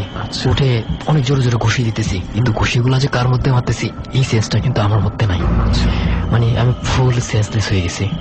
সেন্সলেস হয়ে উঠে দেখে আমি আমার ফুফাতো ভাই ঘুষি দিতেছি, ও একটার পর একটা ঘুষি খেতেছে আর চিল্লাইতেছে। মাই গড, মানে আপনি ঘুম থেকে উঠে মানে ওই ঘরের মধ্যে থেকে আপনি আপনার ফুফাতো ভাই কামরুলকেই মারছিলেন? হ্যাঁ, ওকেই মারছিলাম। পরে ও আব্বুকে ডাকতেছিল, চিল্লাইছিল মামা সোহাগ ভাইনা, আমার আরেকটা মানে ডাক নাম আছে সোহাগ। পরে ও বলতেছে সোহাগ ভাইনা আমাকে মেরে ফেলতেছে। আমার হাঁটু টাটু সব ফোলাই ফেলাইছে ঘুষি দিয়ে। পরে আব্বু এটা আসছে, আব্বু এটা এসে বলতেছে কি রে তুই এরকম করছিস কেন, কি হয়েছে বলতো। পরে আমি বলতেছি আব্বু আমার এরকম এরকম হয়েছে, যে ঘুমাইছি, আমি কামরুলে ডাকতেছি, চিল্লাই কামরুল শুনতেছে না। পরে বাঁচার জন্য আমি আসলে অ্যাকচুয়ালি যে ভূতের সাথে যুদ্ধ হয়েছে ঠিক আছে, ওটাই ঘুষি দিতেছিলাম, আমি ওকে ঘুষি দিই নাই, এরকম করে বলতেছি আর কি। ওয়েল, আমি আপনার এই দ্বিতীয় এক্সপেরিয়েন্সটা থেকে যা বুঝলাম যে দেখুন, আপনি প্রথমে বলছিলেন ওই কামরুল ছেলেটা কিন্তু হারিয়ে যায়, এবং হারিয়ে যাওয়ার পরে সে নিজেও জানে না সে কোথায় ছিল 2 দিন বা 3 দিন। গাছের উপরে সে কিভাবে উঠেছে সে জানে না। এই ধরনের ব্যাপারটা আপনি একবার এভাবে চিন্তা করে দেখুন যে ওই জিনটা যদি সত্যি থেকে থাকে তাহলে কিন্তু সে কামরুলের সাথেই আছে। এবং আমার ধারণা আপনি যখন জিনটা আপনাকে অ্যাটাক করে রাতের বেলা, যখন আপনি তাকে মারেন, কামরুলের শরীরে ঢুকেই জিনটা আপনাকে অ্যাটাক করেছে, কামরুলের শরীরটাকে ব্যবহার করে। যখন যে কারণে জিনটা বেরিয়ে যাওয়ার পরে উল্টা কামরুলি ব্যথা পাচ্ছিল, কারণ আপনি কামরুলের দেহটাকেই মারছিলেন। সাধারণত যখন অনেক ওঝা কিন্তু এই জিনিসটা করে, তাই না? এই যে আপনি নিজেই একটু আগে বলছিলেন যে শুকনা মরিচ পুড়িয়ে নাকে দেয়া, এই ধরনের কিছু ব্যাপার। হ্যাঁ, কি যেন আপনি একটা প্রসেসের কথা বলছিলেন, যেভাবে বলার পরে হুজুরের সামনে কথা বলেছে। তো এই ধরনের প্রসেসগুলোর মধ্যে তো এই মানে কি বলবো যে শারীরিক ভাবে মারধরের ব্যাপারটাও আসে। তো আমার কেন যেন মনে হচ্ছে যে আপনাকে অ্যাটাকটা করাই হয়েছিল কামরুলের শরীরের মাধ্যমে। হ্যাঁ, কামরুলের শরীরের মাধ্যমে করেছে হয়তো। আর আমি তখনকার সময়টাতে জিন ভূত অনেকটাই বিশ্বাস করতাম না, কিন্তু জিনিসগুলো ঘটে মানুষের সাথে। কিন্তু এখন বিশ্বাস করি যে আসলে ভৌতিক কিছু বলতে পৃথিবীতে আছে, ভূত বলতে কিছু আছে, জিন বলতে কিছু আছে। এগুলো যে আসলে মানুষের উপর ভর করে মানুষের অনেক ক্ষতি করে। এই ঘটনাটা ঘটার পরে প্রায় মনে হয় যে আমি 1-1.5 মাস 2 মাসের মতো অসুস্থ ছিলাম। অসুস্থ থাকা অবস্থায় কোনো মতেই রাতে শুইতে গেলে মানে আজে বাজে স্বপ্ন, মনে যে শূন্য থেকে নিচে পড়ে যাচ্ছি, ঠিক আছে, এই ধরনের খালি পড়তেছি, আবার দেখি টাওয়ারের উপর উঠতেছি, টাওয়ার উপর থেকে নিজে নিজে লাফ দিয়ে আত্মহত্যা করতেছি, এরকম ঘটনাগুলো। আত্মহত্যা করতে? হ্যাঁ, এরকম ঘটনাগুলো দেখতাম প্রায় সময়। তারপরে এটা বন্ধ হয়েছে কি এখন? বন্ধ হয়েছে বলতে ঠিক আছে অনেকটাই মানে ভালো হয়ে গেছে। যে আমি আপনাকে বলতে চাই একটা কথাই, যেটা হচ্ছে আম্মু এই প্রবলেম গুলো দেখে একসময় আমাকে আমাদের বাড়ির এখানে একটা পীর থাকে বললাম, ওই পীরের কাছে আমাকে নিয়ে যায়। পীরের কাছে নিয়ে যাওয়ার পরে আমি বলতেছি যে আমি তাবিজ কবজ এগুলো বিশ্বাস করি না, ওই মানে পীরের কথা বলতেছি আর কি, যে উনি আমাকে কি দেবে এগুলো এমনি হয়তো আমার একটা ইমোশনাল প্রবলেম হইতে পারে বা মানে কোন রকম একটা সাইকোলজিক্যাল কোন প্রবলেম। আমি বিলিভ করতেছিলাম না যে একটা মানুষের সাথে কিভাবে জিন ভর করে। আচ্ছা, তো শেষ পর্যন্ত ওই পীরের কাছে কি আপনি গিয়েছেন? হ্যাঁ, ওই পীরের কাছে গেলাম। যাওয়ার পরে পীর আমার দিকে তাকায় বলতেছে, তুমি আমাকে কালকে রাত্রে অনেক বড় অপমান করছো। মানে তুমি বাসায় বসে যে পীরের সম্বন্ধে বলেছেন যে পীর কিছু না, ভণ্ড ভণ্ড এগুলা। হ্যাঁ, উনি যাওয়ার পরে পীরই আপনাকে কথা বলে? উনি আমাকে বলতেছে, তুমি কিন্তু আমার কাছে আসতে উৎসাহিত ছিল না, তুমি এগুলা বিশ্বাস করো না। যদি পৃথিবীতে কোরআন না থাকতো, ঠিক আছে, তাহলে এত কিছু কিভাবে হলো? তুমি বিশ্বাস করো না, আমি তোমার ট্রিটমেন্ট করবো না। এক পর্যায়ে অনেক রাগ হয়ে যায়। পরে আমি অনেক সফট ভাবে ওনাকে কথাগুলো বলি। বলার পরে উনি বললাম যে হুজুর দেখেন, আমি ইদানিং ঘুমাইতে পারি না, আমি জানি না এটা আমার সাইকোলজিক্যাল প্রবলেম না এমনি কোনো প্রবলেম করতেছে না ভূতের কোনো আসর, মানে আমি নিজে দিক করতে পারতেছিলাম না। যে সবসময় ইমোশনাল থাকতাম, মনে যে একটা মানুষ নদীতে পড়লে যেমন যেরকম ঘটনা ঘটে, যেমন খুব হতাশ থাকে, যেমন ঝড় বাদল আসলে যেমন মানে মরার মতো একটা জিনিস, আমি মরে যাবো এরকম একটা গল্প থাকে আমার মাথার মধ্যে। সবসময় একটা টেন্ডেন্সি কাজ করতো, দেখ মানুষের লাইফ দিয়ে কি হবে, কয়েকদিন পরে তো মরে যাবে, এরকম মানে মাথার মধ্যে স্টোরিগুলো কাজ করতো। এই ঘটনাগুলোর কারণে? হ্যাঁ, এই ঘটনাগুলোর কারণে। পরে উনি বলতেছে, ভালো একটা জিনিস তোমার সাথে ভর করছে, আমি ট্রিটমেন্ট করবো। যেমন অসুস্থ থাকার অবস্থায় এই যে আপনি দেখতে পাচ্ছেন আমার হাতে যে আংটিটা সাদা রূপাস, এই আংটিটা দেয় উনি। এটা দেওয়ার পরে আমি এখন ইনশাল্লাহ মোটামুটি ভালো সুস্থ আছি, আমার মধ্যে এরকম কিছু কাজ করে না। ওকে, যাই হোক, আমরা দুটো এক্সপেরিয়েন্স শুনলাম আজকে ইকবাল ভাইয়ের কাছ থেকে, অনেকগুলো সময় নিয়েই শুনলাম, এবং এখান থেকে কিছু জিনিস আমরা বুঝতে পারতেছি। যেমন এই যে শেষ মুহূর্তে যে পীর সাহেবের কাছে যাওয়ার যে ব্যাপারটা, সেই ভরসা কিন্তু ওনার ছিল না। ওই ভরসার কারণে উনি আবার ছিল না যে সেটা আবার সেই পীর সাহেব টের পেয়ে যান কোনো এক অলৌকিক উপায়ে। তার মানে আমরা ধরে নিতে পারি কিন্তু এটাই, যে ভালো দিক থেকেও ক্ষমতাবান মানুষ আছে, খারাপ দিক থেকেও ক্ষমতাবান মানুষ আছে, এবং ক্ষমতাকে কখনোই আমাদেরকে একেবারে অবিশ্বাস করাটা ঠিক না। কারণ ওই অবিশ্বাস থেকে আজকে কিন্তু আপনার মধ্যে একটা ভয় ঢুকে গেছে। এই ভয়টা কোথার থেকে? এই ভয়টা আসলে এই ঘটনাগুলো থেকে। আপনি যদি কিছুটা হলে আগে থেকে বিশ্বাস করতেন, তাহলে হয়তো এতটা ভয় আপনার মধ্যে তৈরি হতো না। সো আমি একটা কথাই বলতে চাই যে ওভারঅল ইকবাল ভাইয়ের দুটো ঘটনা থেকে আমরা এতটুকু নিতে পারি যে আমরা কখনো কোনো কিছুকে অন্ধবিশ্বাসও করব না, কখনো কোনো কিছুকে অন্ধ অবিশ্বাসও করব না। অন্ধ অবিশ্বাস কথাটা হয়তো রেহান ছাড়া আর কেউ ইউজ করেনি কখনো, বাট অন্ধ অবিশ্বাস বলে একটা কথা আছে। আপনারা যারা অন্ধ অবিশ্বাস করেন তারা অনেক কিছু থেকে বঞ্চিত। বিশ্বাসীরা আপনাকে এমন কিছু কথা বলবে যেটা জেনে আপনি যুক্তি নির্ভরভাবে বিশ্বাস করতে পারতেন বা অবিশ্বাস করতে পারতেন, কিন্তু যেহেতু আপনারা অন্ধ অবিশ্বাসী যে ভূত বলে কিছু নেই, সুপার ন্যাচারাল বলে কিছু নেই, যখন আপনাদের সাথে ঘটবে তখন হয়তোবা আপনারা অন্ধ বিশ্বাসীতে পরিণত হবেন। শুধুমাত্র বিশ্বাসী আর থাকতে পারবেন না, এটা আপনাদের জন্যই খারাপ হবে। যাই হোক, থ্যাংক ইউ ইকবাল ভাই আমাদের সাথে আপনার শেয়ার করার জন্য। ওকে, এক এক করে কিন্তু প্রত্যেকের এক্সপিরিয়েন্স এই শোনা হয়ে গেল, এবং নিজেরাও কিছু না কিছু এক্সপিরিয়েন্স আমরা এখানে গেদার করতে পেরেছি। এক্স্যাক্টলি। তবে আই থিঙ্ক একদিক থেকে যদি বলতে চাই, মানে বন্যা পরিস্থিতির মতন অবনতি উন্নতি ধরে যদি আমরা ওইভাবে বলি, তাহলে একটা জিনিস বলা যায় যে দোস্ত, আমরা কিন্তু বারবারই একটু মানে ল্যাক অফ লাক যদি বলতে পারি, কারণ আমরা কিন্তু আসলে এই জায়গাগুলোতে একা এসে এক্সপেরিয়েন্সটা নেওয়ার সুযোগটা পাই না।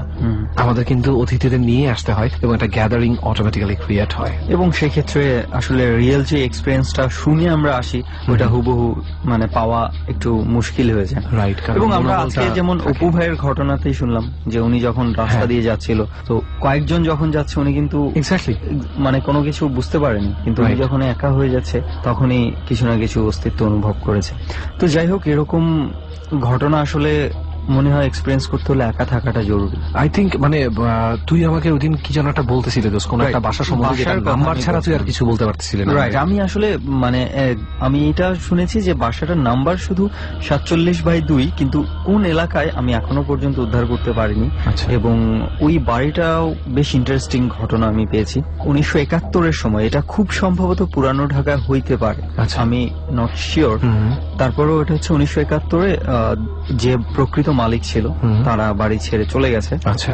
এবং ওখানে পরবর্তীতে প্রায় দোতলা একটা বাড়ি এবং বেশ বড় সড়ো একটা বাড়ি, বাউন্ডারি করা বাড়ি, এবং ওখানে এখন কেউ থাকে না এবং বাড়িটা খুবই পরিত্যক্ত অবস্থায় আছে এবং মানে পরিত্যক্তর শেষ পর্যায়ে বলা যায়, এত পরিত্যক্ত অবস্থায় আছে। এবং এমন একটা প্রপার্টি কেউ থাকছে না। খুব বড় একটা কারণ হচ্ছে যে ওখানে কিছু অ্যাক্টিভিটিস নাকি চলছে এবং আশেপাশের মানুষজন এটা খুবই ভয় পায় এবং এখানে সচরাচর কেউ আসে না। এবং ডেভেলপারদের কোনো নমুনা বলতে কি, ওখানটাতে পুরো স্ট্রাকচারটা এমন যে ওই পানি রাখার কিছু জায়গা আছে, টাঙ্কি। আচ্ছা আচ্ছা। কিন্তু অন্যান্য যে পানির যে টাঙ্কি বানানো হয় এটার তুলনায় সম্পূর্ণ ডিফারেন্স।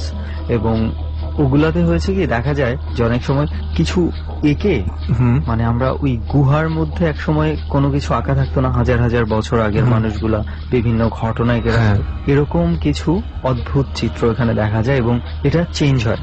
আচ্ছা। এবং এটা কোনো মানুষের দ্বারা করার মতো কোনো কিছু না। এটা দেখা গেছে আজকে এরকম একটা চিত্র দেখা গেছে, অন্য সময় গিয়ে দেখা গেছে যে আরেক রকম একটা চিত্র। তারপরে ঘরটা মানে যারা সাহস করে যাওয়ার চেষ্টা করেছে তারা ওখানে কিছু না কিছু অস্তিত্ব অনুভব করেছে। আচ্ছা। সো এইসব বিষয়ের কারণে ডেভেলপাররাও এটা কিনতে রাজি হয় না, কারণ হচ্ছে ডেভেলপারদের ভয় হয়েছে যে এই রেপুটেশনে যদি সেল না হয়, রাইট, কেউ যদি এটা ঘটনা শুনে কিনতে না চায় তখন তো তারা ঝামেলায় পড়ে যাবে।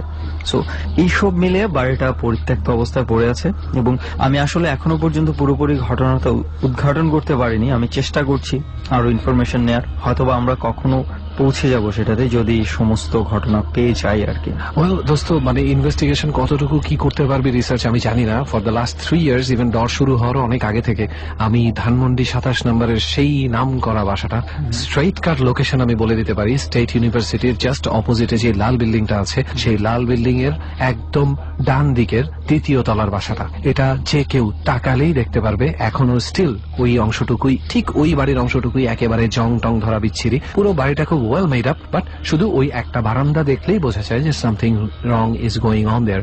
এবং বাংলাদেশে প্রভাবশালী, প্রতাপশালী এবং মানে কি বলবো যে ফাইন্যান্সিয়ালি এনরিচড মানুষের কিন্তু অভাব নেই। ধানমন্ডি 27 নম্বরে এরকম লোকেশনে একটা ফ্ল্যাট কেন কেউ কিনে নিচ্ছে না, এটা অবশ্যই একটা প্রশ্ন। বেশ কয়েকবার ধোঁকাবাজি দিয়ে দোষ দারোয়ানকে বলে বাসাটা দেখার আমি চেষ্টা করেছি। ইভেন একবার একটা মেয়েকেও সাথে নিয়ে গেছিলাম, এভাবে বলে যে উই আর কাপলস, আমরা হাজব্যান্ড এন্ড ওয়াইফ, আমরা এই বাসাটা ভাড়া নিতে চাই, এই ধরনের কথা বলে। যে সাথে একটা মেয়ে থাকলে হয়তো ভাবতে পারে যে না তারা আর কি করতে পারে বড়জোর, এই ধরনের একটা ব্যাপার আছে। আমাদের দেশে তো মেয়ে থাকলে অনেক সময় চেক পোস্টে চেকও করে না। সো এই ধরনের কিছু ব্যাপার ঘটছে। তো তখনও সেই দারোয়ানটা দেখলাম যে সুপার স্ট্রিক্ট, না এই বাসা দেখা যাবে না, না না না এটা ভাড়া হয়ে গেছে, না এটা বিক্রি হয়ে গেছে, মানে কোনোভাবেই তাদের ইন্টারেস্টই নেই, এটা নিয়ে ইন্টারেস্টই নাই।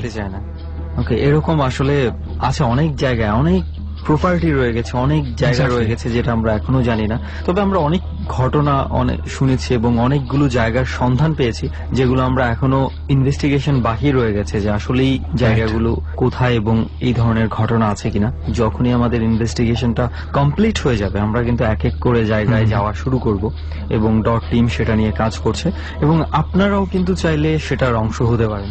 এবং অনেকে হয়েছে যদি এই ধরনের জায়গা থাকে, রাইট, অনেকে হয়েছে। আমি স্পেশালি বলতে চাই যে আমাদের ডট টিমের সাথে এক্সটার্নালি অ্যাড হয়ে গেছে নিজেদের মাধ্যমে, নিজেদের থেকে কোন রকম স্বার্থ বাদেই। যেমন সোহানুর রহমান অনন্ত ভাই আমাদেরকে প্রচুর স্পট আমাদেরকে দিয়েছেন এবং সে নিজে রিসার্চ করে বের করে অথেন্টিক কিনা এটা জেনে তারপরে দিয়েছেন। Same goes to Hridoy Khan Rana, সেও আমাদেরকে কন্টিনিউয়াসলি দিচ্ছে। এর আগেও আমাদেরকে অনেকেই এই ধরনের স্পট প্রোভাইড করেছে। এবং এমন ঘটনার মধ্যে আমি আর রেহান পড়েছি প্রায়, আমরা দেখি যে দল বেঁধে অফিসে চলে আসছে হ্যাঁ এবং ডট সম্পর্কে ডরের সাথে তারা কাজ করতে চায়, বিভিন্ন ঘটনা নিয়ে আসছে, বিভিন্ন স্পট নিয়ে আসছে। সো আমরা হ্যাপি যে আসলে প্রত্যেকে ডটটা নিয়ে মানে আগ্রহ দেখাচ্ছে। এক্স্যাক্টলি। So- আর একটা ব্যাপার আমার মনে হয় দোস্ত আমাদের আরো একবার একটু ক্লিয়ার করে দেওয়া উচিত, সেটা হচ্ছে যে আমরা কিন্তু এই রিসেন্ট টাইমে ফেসবুকের মাধ্যমে আপনাদের সাথে ইন্টারঅ্যাক্ট করতে পারছি না। ফেসবুকে যারা ডরের পেজে মেসেজ পাঠিয়েছেন কিংবা সুমনের পেজে মেসেজ পাঠিয়েছেন বা আমার পেজে মেসেজ পাঠিয়েছেন, তাদের ক্ষেত্রে বলবো যে আপনারা রিপ্লাই না পেয়ে অতিষ্ঠ হবেন না, বিকজ ফেসবুক এখন ইউজ করা যাচ্ছে না, এটা আপনারাও জানেন। হয়তো বিভিন্নভাবে ইউজ করা যায়, it has been stopped to stop crimes and now if you use it you are a criminal. এভাবে দৃশ্যপট বদলেই যেতে পারে, যাই হোক বদলে যায় মাঝে মাঝে, বাট এই ইনকনভিনিয়েন্স এর জন্য আমরা সরি। সাময়িক গ্যাপ, এটা একটা সময় কেটে যাবে এবং আমরা আবারও ফেসবুকের মাধ্যমে কানেক্ট হব আপনাদের সাথে। তবে একটা কথা আমি একটু না বলেই পারছি না, অনেকে আমরা দেখি যে ফোন করেন, ঘটনাগুলো খুব ভালো ভালো ঘটনা থাকে আপনাদের, কিন্তু আপনারা ফোন নাম্বারটা বলতে ভুলে যান। সেক্ষেত্রে আমাদের কিন্তু আর যোগাযোগ করার কোনো ওয়ে থাকে না। প্লিজ শুরুতেই ফোন নাম্বারটা একটু বলে নেবেন এবং সেই সাথে আপনি কি করেন, আপনার এইজ, মানে প্রফেশনটা একটু বললে আমাদের জন্য খুবই সুবিধা হয়। আশা করি এই জিনিসগুলো মাথায় রাখবেন, তাহলে ডরে পার্টিসিপেশনের যে বিষয়টা আপনাদের জন্য আরো ইজি হয়ে যাবে।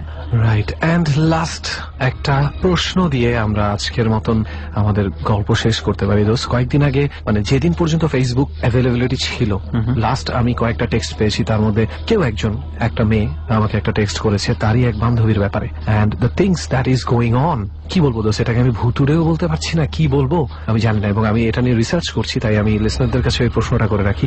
ঘটনাটা হচ্ছে এরকম, এই সার্টেইন মেয়েটা সে মাঝে মাঝেই খুব বিপদ হতে যাচ্ছে, বিপদ হচ্ছে, এই ধরনের স্বপ্ন দেখে। And the fact is it comes true within 3 days, এবং এটা পরীক্ষিত সত্য। এবং সে সবচেয়ে বেশি যে স্বপ্নটা দেখে, সে স্বপ্নেই নিজেকে দেখে ঘুমিয়ে থাকতে, এবং সেই ঘুমের মধ্যে সে আবার অবজার্ভ করছে যে তার বাসার প্রত্যেকটা জিনিস উল্টা। ঘড়ি উল্টা দিকে যাচ্ছে, দরজার নব ডান দিকে থাকার কথা সেটা বাম দিকে, প্রতিটা জিনিস। এটা কি ঘুমের মধ্যে Reverse-এ, দেখছে এবং হ্যাঁ। সে বাস্তবেও কি সেটা? নো, সে স্বপ্নে দেখতে পাচ্ছে। এক সময় সবকিছু সোজাই ছিল, বাট স্বপ্নে জাস্ট একটা জিনিস চিন্তা কর, তুই যদি স্বপ্নে দেখিস তুই ঘুমাচ্ছিস, হ্যাঁ, তার মানে তুই তোর আরেকটা এক্সিস্টেন্স দেখছিস। এবং সবকিছু যদি উল্টা হয়, আমরা উল্টা জিনিস কোথায় দেখি? যখন আমরা আয়নায় তাকাই। আয়নায় থাকে, right. What is going on those? Is it something about the parallel world? কেউ কি কানেক্ট করে ফেলছে? কোনো একভাবে কোনো একটা ভুল কি হয়ে যাচ্ছে?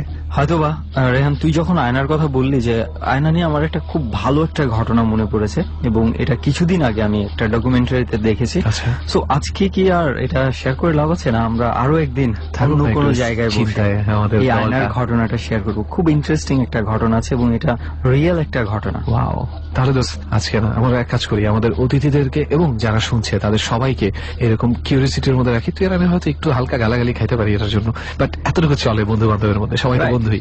আমরাই তো। সেটাই। ওকে, তাহলে চল আজকের মতো উঠি। ইয়া, সুমন আর রেহান সামনের বৃহস্পতিবার আবারও কোনো একটা হন্টেড প্লেস থেকে আপনাদের সঙ্গে যোগ দেবে। ডর মানে ভয়। Haunted by Brown Mr. Mango Candy.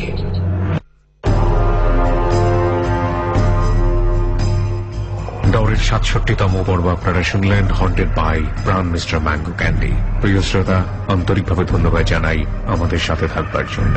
প্রতিনিয়ত আমাদের চারপাশে এমন সব ঘটনা ঘটে যায় যার ইতিহাস, যার বৈজ্ঞানিক ব্যাখ্যা আমাদের জানা নেই, এবং একইভাবে যা অনেক প্রশ্নের জন্ম দেয়।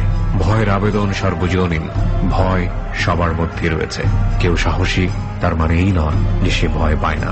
প্রিয় শ্রোতা, ভয় পাওয়ার জন্য অযৌক্তিক এবং অবৈজ্ঞানিক অনেক কিছুই আমাদের সামনে প্রয়োজন হয়। তার সাথে প্রয়োজন হয় একটি ভৌতিক পরিবেশ। ডর বাংলাদেশের রেডিওর ইতিহাসে কেবলমাত্র একটি অনুষ্ঠান, যেটি হন্টেড প্লেস ভিত্তিক অনুষ্ঠান। আবারও কথা হবে আগামী বৃহস্পতিবার ঠিক রাত 11টা 20-এ। আর জে কি প্রিয়ার পক্ষ থেকে শুভরাত্রি।